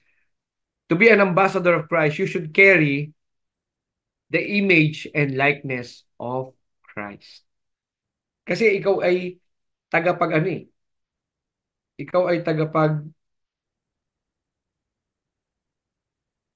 eh yung aking may bahay nagko-comment, sabi niya, God is not the author of confusion. Ang author daw ng confusion, si Confucius. Talagang hindi makatesi, nasa trabaho na, humihirit pa rin, no? Hallelujah. Praise God. Amen. Ah, Amen. Ah, Isipin mo, no? Nadidisappoint ako, hindi ako ambassador, pero ginawa pala akong ambassador ng Panginoon. Nadidisappoint ako, although itinatago ko to long before. Hindi ako, kasi ganito pamilya namin, kaya hindi ako nakapag-law eh. Yung pala, bibigyan ako ng Panginoon ng asawang lawyer. Kaya mga kapatid, alam niyo po, whatever happens outside, doon sa ating buhay, ano man yan, Emotional man, sa emotion man, sa career man yan, in every aspect of our life. I can say to you straight right now, don't compromise your integrity in the spirit. Kung ano man yung mga hindi mo natupad, bahala ang Diyos doon. Kasi may ibang plano ang Panginoon sa'yo. Pero wag niyo namang gagamitin, no? Nakatwiran lang yun. Halimbawa, hindi ko natupad na napakain ng anak ko. Huwag niyo sabihin na kaloob ng Diyos yun, hindi ko napakain. Hindi po. Ah, you have to do better next time. Better handler of money, better income earner. Para mapakain mo yung anak mo. Pero hindi ibig sabihin, talunan kang bilang ama. May mga bagay po na pinaparana sa atin para mas maging matibay tayo, mga kapatid. Hindi para tayo i-down. Constant practice of obedience. Yan yung ibig ko pong sabihin. Whatever happens, there should be a constant practice of obedience. Sunod ka lang. May nakatingin o wala, mga kapatid. No? May nakatingin o wala. Yung binilin sa'yo ng pastor mo, anak, gawin mo to ha, habang wala kami ha. Yung eto, gawin mo to. Gawin mo lang yun. I tell you mga kapatid. Thereby, sabi, to discipline, meaning obedience is better than sacrifice. Hindi nyo po kayang takpan o patsian ng regalo ang pagsunod. Amen? Nagkakaintindihan po tayo? Hindi nyo pwedeng patsian. Hindi nyo po pwedeng, hindi nyo pwedeng takpan ng regalo o ng material na bagay in replacement to your obedience. No. No, sa 1 Samuel 5:15-22. Amen po? Woo! Hala, in Jesus name. No? No, sa 1 Samuel 15:22, and Samuel said, hath the Lord as great delight on burnt offerings and sacrifice? Though, sabi, ang Panginoon ay nagagalak, no? Sa mga offerings and sacrifices. Pero, as in obeying the voice of the Lord, sa pagsunod natin sa salita ng Panginoon, behold, sabi, nilinaw, no? Nilinaw ni Samuel, to obey is better than sacrifice, and to hearken than the fat rams. Ha? Sumunod.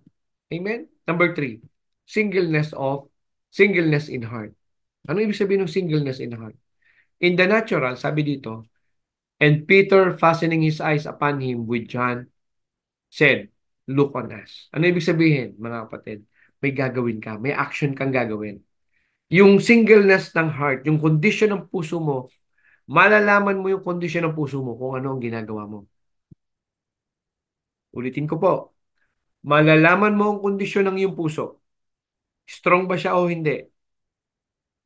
Base sa ginagawa mo. Saan ka ba nag-aaksaya ng panahon? Saan mo binibigay ang panahon mo? Sa paghahayag ng salita ng Panginoon? O natitimid ka, nahihiya kang maghayag ng salita ng Panginoon? Diyan mo makikita. Kaya in the natural. No?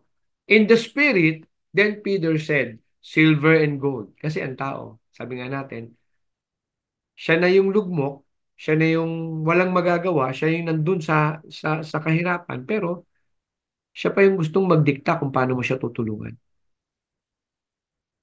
At alam nyo, may pangdaya pa kalaban dyan, may pandaya pa kalaban dyan. Ano ang pandaya? Pastor, ako naman po ang nakakapagsabi kung anong pangangailangan ko, di ba? Makita mo? Pride pa rin, ano? Di ba? Pero ang sinasabi ng Panginoon, mga kapatid, tandaan niyo po ito, ang sinasabi ng Panginoon, seek ye first the kingdom.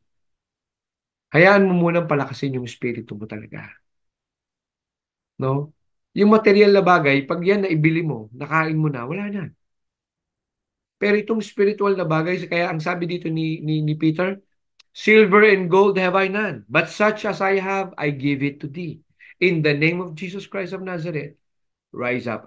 So madaling salita, anong meron si Peter?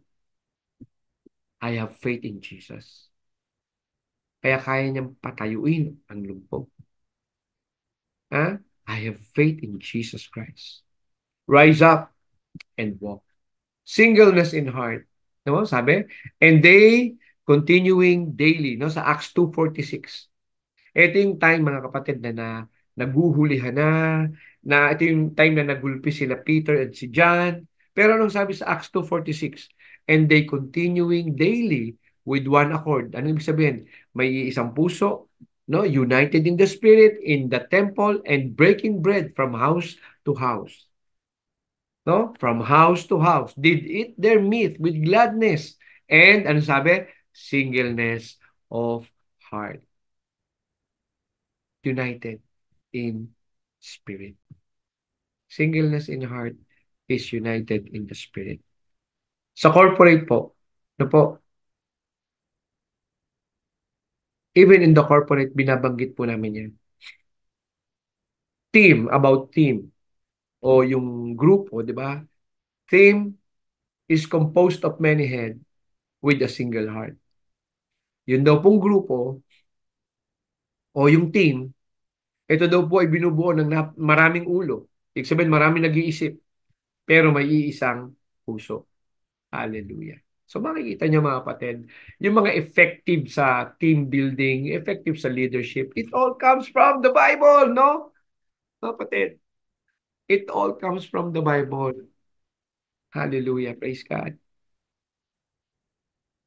Kung tayo magpapakalalim pa po sa ating sa salita ng Panginoon, lalo niyong madidiskubre na yung mga principles of today, no? Whatever aspect it is, medical, uh, corporate, ano pa, science, no? Ngayon, parami ng parami ang mga scientists that they believe, no? That there is a creator of this world. Ha? Praise God. Amen. Okay? Ano pa? Excellent spirit, no? Katulad sa Daniel 6:3, no, pag binasa niyo po yung Daniel 6:3, hinahanap siya, di ba, si Daniel? Sabi sa Daniel 6:3, basahin ko lang po para hanapin lang na saglit. Daniel. Daniel, okay. Daniel 6:3. Pati ano, mga kapatid, let's still practice using our Bible. Na po. Kasi pag po dadating ang time, nagmi-mission tayo sa malalayang lugar. Minsan walang kuryente doon. Yung ating mga gadget mamamatayan. Amen? Walang kuryente, etc. Ito, lifelong. Amen? Itong Bible, kahit walang kuryente, may kuryente, pwede mong gamitin. So, huwag niyo pong pababayaan na maging kabisado niyo pa rin ang Bible natin, ang hard copy na Bible. Ito po. Amen? Sabi po sa Daniel 6:3, then this Daniel was preferred above the presidents and princes because, tingnan niyo po bakit hinahanap si Daniel? Because an excellent spirit was in him. Isipin niyo, 4 na hari na nagdaan. Bakit po kaya hindi mapaltan-paltan si Daniel? Dahil excellent siyang follower. Excellent siyang servers dun sa nagiging hari. Basahin ko po ng buo, mga kapatid. Daniel 6:3. Then this Daniel was preferred above the presidents and princes because an excellent spirit was in him. And the king thought to set him over the whole realm. Hinayaan daw po siyang mamuno doon sa kaharian, sa realm. Hallelujah. At doon sa time na kung saan, mga kapatid, si Belshazzar, yung apo ni Nebuchadnezzar, alam mo po yung writing on the wall, di ba? Sa Bible, sa sobrang pag-feasting nila, nanalo sa gera, sobrang mayabang, yung feasting na sinasabi, yung parang piyesta, di ba? Yung pagpipiesta na maraming kinakain, maraming ganyan. But these are very immoral feasting. Biglang, sabi po sa Bible, may nagsulat sa wall at walang maka-interpret. At ang naka-interpret lang noon ay si Daniel. Pinaalala ng lola ni Belshazzar na ang lolo mo na si Nebuchadnezzar, meron siyang great advisor. Pero matanda na siya ngayon, sabi ng lola. O lola o nanay ni Belshazzar. Pinatawag ulit. Isipin mo panglima na. Panglimang hari na. No? Bakit siya pinatawag? Sabi, because of an excellent spirit. So mga kapatid, anong meron kay Daniel? Anong klaseng tao ba si Daniel? No? Si Daniel ay nadala po siya sa Babylon dahil nasakop ng Babylon ang Jerusalem. Ang ginawa ni Nebuchadnezzar, Yun daw pong mga bata na yung potential na mga bata, dalhin at tetrain nila bilang mga leader sa Babylon. Kaya mga kapatid, mga anak, pag dinala ka ng Panginoon sa isang lugar, hindi dahil you are abandoned. Pag dinala ka ng Panginoon sa isang lugar, ibig sabihin, you will be trained as leader. Ititrain ka niya as leader doon. At ganun ang nangyari kay Daniel. Isipin nyo, no? Pero ang maganda kay Daniel, hindi siya naging compromiser. Okay? Hindi po siya naging compromiser. Sabi po dito, but such as I have give in the name of Jesus Christ of Nazareth, rise up and walk. Therefore, excellent spirit is whole heart. Binigay mo yung buong puso mo ng pagtitiwala, doing the will and purpose of God. Yan yung excellent spirit, mga kapatid.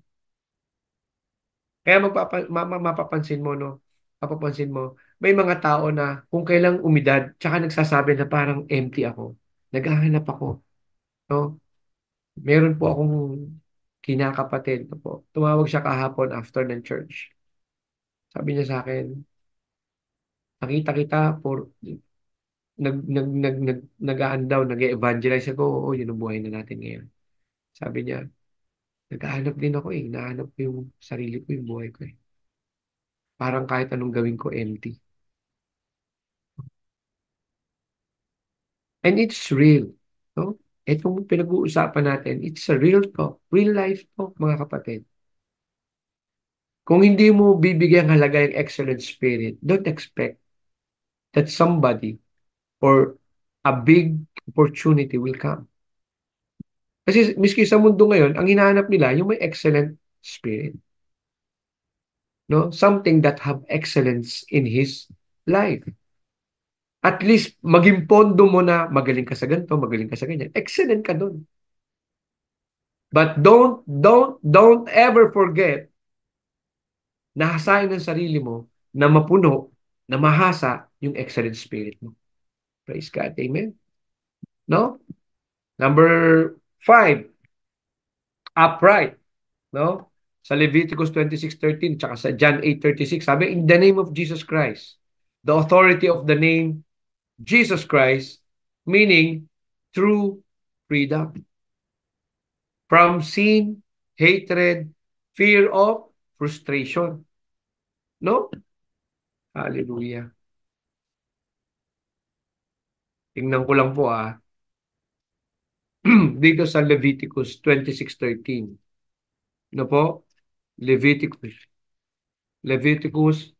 20, tama ba? Yeah, 26:13. Ano po? Sabi po sa Leviticus 26:13, I am the Lord your God, which brought you forth out of the land of Egypt, that ye should not be their bondmen. And I have broken the bands of your yoke, and make you go upright. Praise God.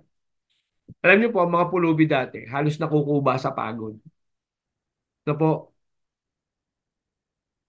yung pagiging exhausted ng tao, yung nakukuba ka na sa pagkapagod, ito po ay ilustrasyon na nakukuba ka na sa kapaguran mo sa iyong mga ginagawang kasalanan. Amen? Ang tao, hindi na makatayo, lupay-pay na dahil sa kanyang ginagawang kasalanan. Kaya yung iba hindi makabalik sa Panginoon. Ito na lang ako. Okay na ako dito. Sa mamatay na ako. No! Hindi po ganyan ang disenyo ng Panginoon sa atin. Binigyan tayo ng Panginoon ng sharp mind. Binigyan tayo ng decision making. Binigyan tayo ng freedom to choose. True freedom. No? Jesus Christ is equals to true freedom. Sabi, for where the Spirit is, there is freedom. There is liberty. Amen? Now, basahin din natin yung sa John 8:36, no? Basahin natin, John 8:36, no? Sa New Testament po. Balik po tayo sa New Testament. Luke, John. Yan, Luke, John. Okay, dali lang po John 8:36. Sabi po sa John 8:36, if the Son therefore shall make you free, you shall be free. You shall be 36. You shall be free Indeed. Kung ikaw daw po'y pinalaya na ng anak, ikaw ay totoong malaya na. Kaya sinasabi natin dito, Jesus Christ is equals to true freedom. Now, mga kapatid, bakit po may mga taong tumanggap na kay Jesus Christ, hindi pa rin makatayo? Hindi pa rin siya upright. Ha? Yan po ang kaibahan natin sa mga hayop.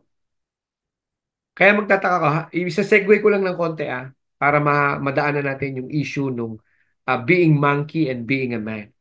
Ha? Una, hindi makakalakad ng diretsong tayo dahil ang monkey yan. Iba po ang chromosome ng animal sa tao. Kaya hindi po pwede ano man ang gawin, no? Gaano man kakomplika ipaliwanag ng mga taong hindi naniniwala sa Diyos. Ayokong sabihin na scientist kasi may mga scientist po na naniniwala rin naman sa Diyos. I-declare ko na lang ng mga taong ayaw maniwala sa Diyos na kahit anong komplikasyon ng inyong paliwanag, mga kapatid, ang bottom line, simple lang. Pag tinignan ang chromosome ng animal o animals, iba ang chromosome nila sa chromosome ng tao. Kaya hindi po pwede na nanggaling tayo na develop ang tao from chimpanzee, from animal, from shell. Marami silang pinanggagalingan. Hindi ko alam kung bakit. Amen? So, yung word na upright, it is both literally and figuratively. Even in the spirit realm, pag ikaw ay hindi namumuhay ng tama, marami kang dala-dala. Ayan, sabi dyan, you have sin, you have hatred, you have fear, so many frustrations and failures. Napakiramdam mo ikaw lang ang malungkot sa mundo, hindi ka talaga makakatayo ng tuwid o upright. Hindi ka makakalakad ng diretsyo. Why? Kasi self-centered ka. Mga kapatid, ikaw po ba itong nakakarinig? Ikaw po ba itong may daladalang ganyang kabigat na matagal na? This is your time. Experience true freedom through Christ Jesus. It is He who can make you free from all your hatred, from all your fear, from all your frustrations in life, from all your failures. God is no longer interested. Sabi ng Panginoon, I will remember your sins no more. Ang gusto ng Panginoon, makita mo yung future na gusto niyang ibigay sa iyo, sabi sa Jeremiah 29:11. No? At sabi din ni Paul, iniiwanan ko na ang aking nakaraan at inaabot ko ang aking hinaharap. Kapatid, you can't live the future. You can't enjoy the future by living in your past. You have to be in and now. Kung nasaan ka, no, kahapon may kinakounsel akong mga bata. Sabi ko, na matuto kayong mag-segregate ng priority. Hindi lang mag-delegate. Hindi lang mag-set. When I say segregate pa mga kapatid, even mga magulang pag kayo nasa church, a-attend kayo ng service, make sure ang full attention nyo nasa church, nasa service. Pag kayo nasa loob ng opisina, make sure na ang full focus nyo nasa office. Pag kayo nasa bahay, ang full focus nyo sa bahay. Huwag nyo pong paghalu-haluin. Kaya walang excellent spirit. Patsi-patsi. Nakakapagod, mga kapatid. Hindi ka makatayo ng diretsyo, hindi ka makalakad ng diretsyo. There is no uprightness in you. Okay? So yan po ang ating number 5. Sabi po dito, no? Basahin ko lang tong message ni Kuya Rizal Santos, no? Ang maganda, before Peter saying in verse 6 that silver or gold have I do not have. In verse 4, Peter looked straight at him, as did John. Then Peter said, look at us. Getting the man full attention, making sure that the man will be focused. Amen. Praise God. Tulungan niyo ako mag-preach, mga kapatid. Salamat po. And so that he will not miss the great moment. Amen. May kailangan po kasi yung great moment na sinasabi dito ni Kuya Rizal, ito yung kung tawagin natin season of encounter. Pag ikaw Pinapatanggap ka sa Diyos, nasa church ka, ang isip mo nasa labas. Hindi mo alam kung tumanggap ka talaga sa Panginoon. No? So you have to know, to learn, to discipline your mind. You have to learn to manage your knowledge. No? Ang tawag dyan sa corporate, knowledge management. Hindi lahat ng, alam nyo, di ba? Binabanggit to ni Pastor eh. Hindi lahat ng tama o alam mo, dapat sabihin mo. Amen? Alam niyo po ba sa corporate, practice din po yan? May protocol kasi. May tamang panahon at tamang venue para sabihin mo yung mga gusto mong sabihin. And that's part of being upright. Pamumuhay ng ayos, paglakad ng diretso sa buhay, yan ang pagiging upright. At hindi ka makakapamuhay ng upright, mga kapatid, no? Hindi mo pwedeng itago at hindi mo pwedeng dayain habang buhay ang sarili mo at ang Diyos. Nakakala mo lang, sinasabi mo, upright ka, tuwid ka maglakad, diretso ka man na buhay, pero corrupt ka pala, you cannot hide that forever. It will contaminate you talaga. Amen? Praise God. Hallelujah. Sabi dito, upright, in the name of Jesus Christ, sabi, He took him by the right hand and lifted him up, and immediately his feet and ankle bones received strength. There are things, mga kapatid, na tayong mga nagmi-minister, na tayong pinagkatiwalaan po ng Panginoon, no, sa ministry. Pag ginanap natin ng may buong pagtitiwala, sabi ng Panginoon, you can do things like I do and even better than I did. Sabi ni Jesus Christ sa mga apostles. Naalala niyo yun? Mas higit pa ang kaya niyong gawin. Kung ipapakita natin bilang tayo na pinagkatiwalaan ng Diyos, mga pastors, mga leaders, mga mananampalataya, kahit hindi ka pastor, naalala ko nagkaroon tayo ng in-interview sa DLS, hindi pa siya pastor. Pero grabe yung prayer niya. I forgot his name, no? Si Emon. Yeah, si Emon, no? Bata pa lang tong batang to, grabe mga kapatid, pinagbebenta siya ng shabu, no, ng parents niya. Pero all of these things binago na ng Panginoon. Inayos na ng Panginoon. Pati tatay niya ngayon naglilingkod niya sa Panginoon. Hallelujah. Praise God. Yun yung upright. Nagiging diretso, nagiging tuwid ka sa harap, pamumosisyon mo sa harap ng Panginoon. At pag ikaw ay upright, mas malakas ka because you receive strength. No? Tama, balansyado ka sa pamumuhay. Amen? And number 6, passion in Christ. Passion in Christ, we must first encounter Christ in our lives. Hallelujah. Ang hirap sabihin na tayo'y ligtas na pero hindi mo na-encounter ang Panginoon. Ano ba? Parang ganito, 2024 na, no? Tapos tatanungin mo, kailan mo na-encounter ang Panginoon? 1980. Ibig niya sabihin, 1980 siya naligtas. Pero after 1980 ba, hindi mo na na-encounter ang Diyos mo? Di ba dapat from time to time na-encounter mo ang Diyos mo? Kasi po pwedeng tumanggap ka, bro, sis, mga kapatid. Pwede po kayong tumanggap tapos nawala yung first love. Nag-die down. Kaya sabi po ni David, di ba?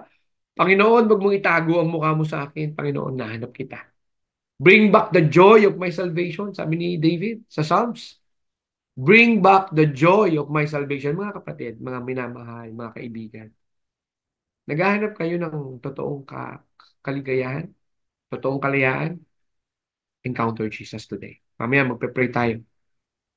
No? Encounter Jesus. Receive Jesus in your heart. At sabi niya, if you confess your sin, sabi sa 1 John 1:9, if you confess your sin, God is just. Siya'y tapat. At He will forgive all your sins and He will cleanse you from all your filthiness. Lilinisin ka.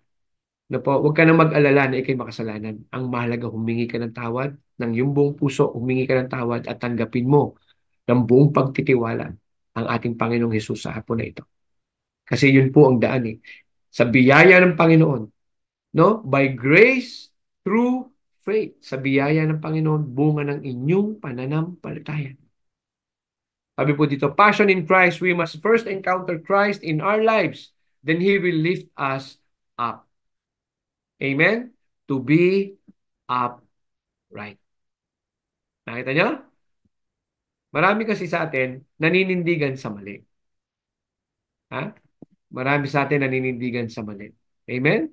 Hallelujah. Praise God. Praise God. Hallelujah. Amen. So, mga ilang slide na lang po ito mga kapatid. Ano po, samahan niyo po ako. Praise God. Dali lang po Yan.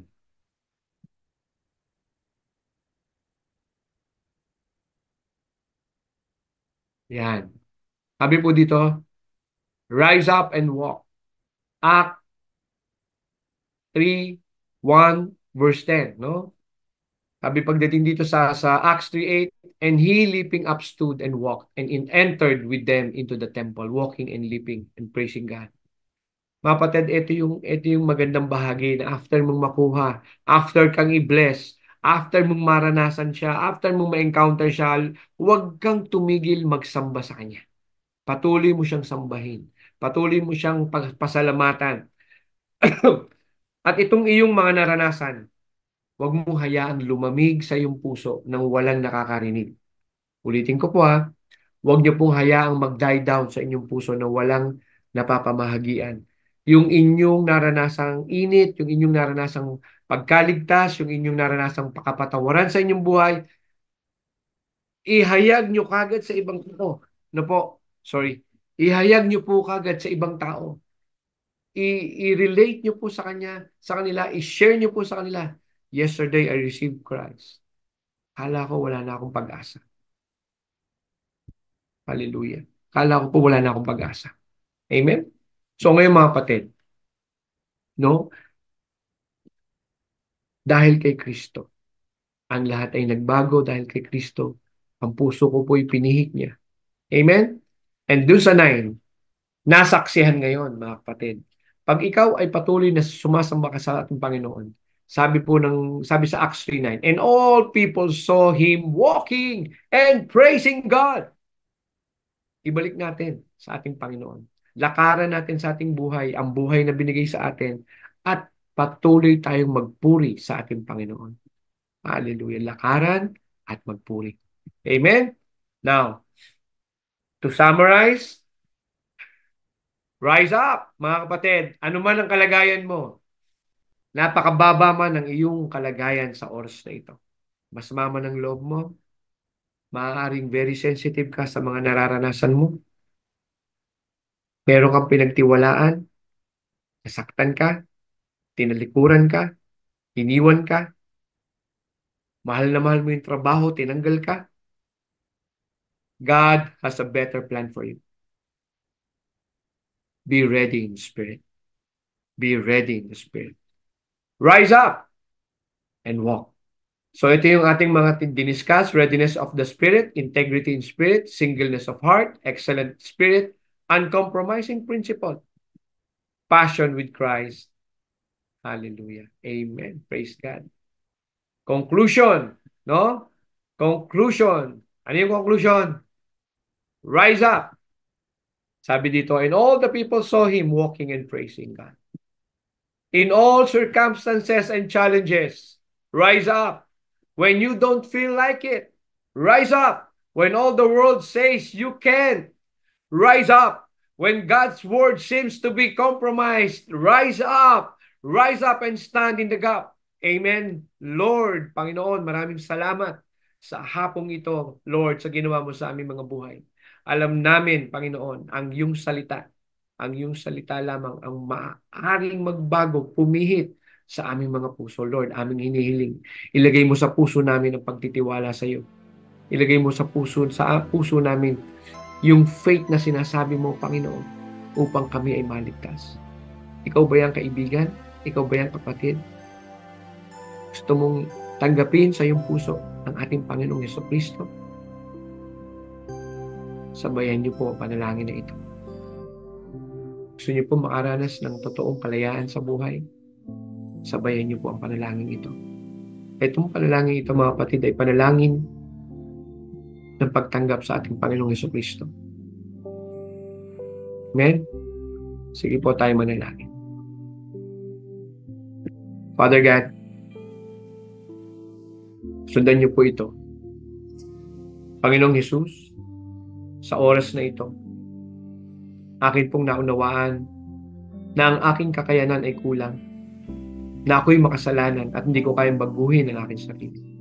Pero salamat, Panginoong Hesus, sa iyong plano sa aking buhay. Salamat sa iyong pagmamahal.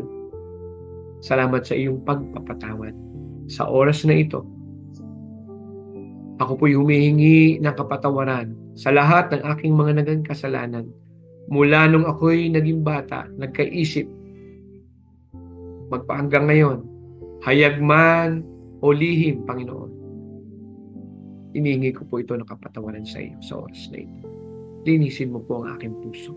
Palayain mo po ako sa takot, sa pag-aalala. Maraming salamat, Lord, sa iyong kapatawaran.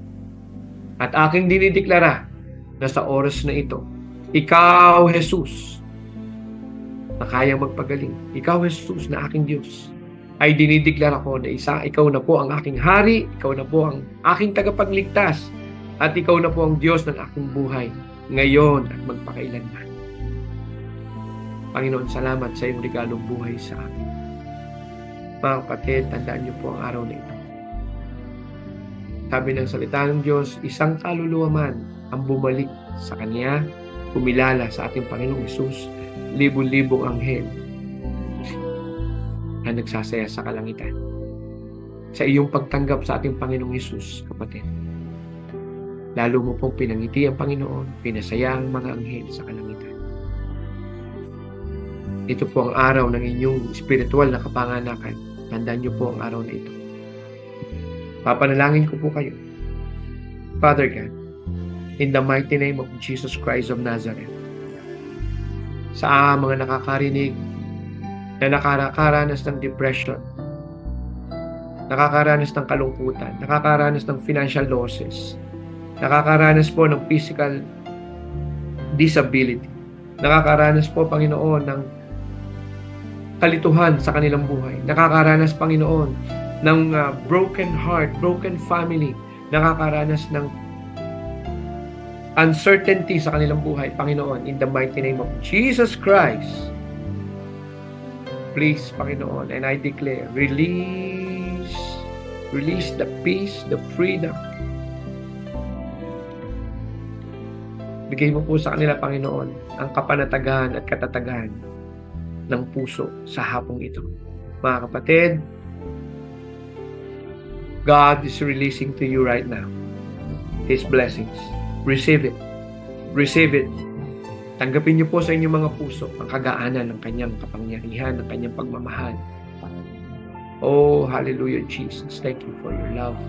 Salamat, Panginoon, sa iyong walang hanggang pag-ibig sa amin. Panginoon, aking dinadalangin na patuloy mo pong paigtingin ang iyong platform, ang iyong ministry na ito, ang daily life sharing unit. At ang mga taong ginagamit po, Panginoon, na nagsisilbi sa iyo ng walang humpay, walang kapaguran. Bagamat mga bata pa, Panginoon, hinubog mo na ang kanilang mga puso at inihanda mo na ang buhay na kaligaligaya at kay aya-aya para sa kanila. Lord, bless them. Bless them, Lord, in their lives. Bless what their plans is. Bless and prosper at walang hawakan ng kanilang mga kamay. In the mighty name of Jesus Christ, kayo rin mga nakakapakinig, pagpalain tayong lahat ng ating Panginoong Hesus. In Jesus' name, in Jesus' name. Amen and amen and amen. Maraming salamat po. Uli, ito po si Pastor Walter Faustino.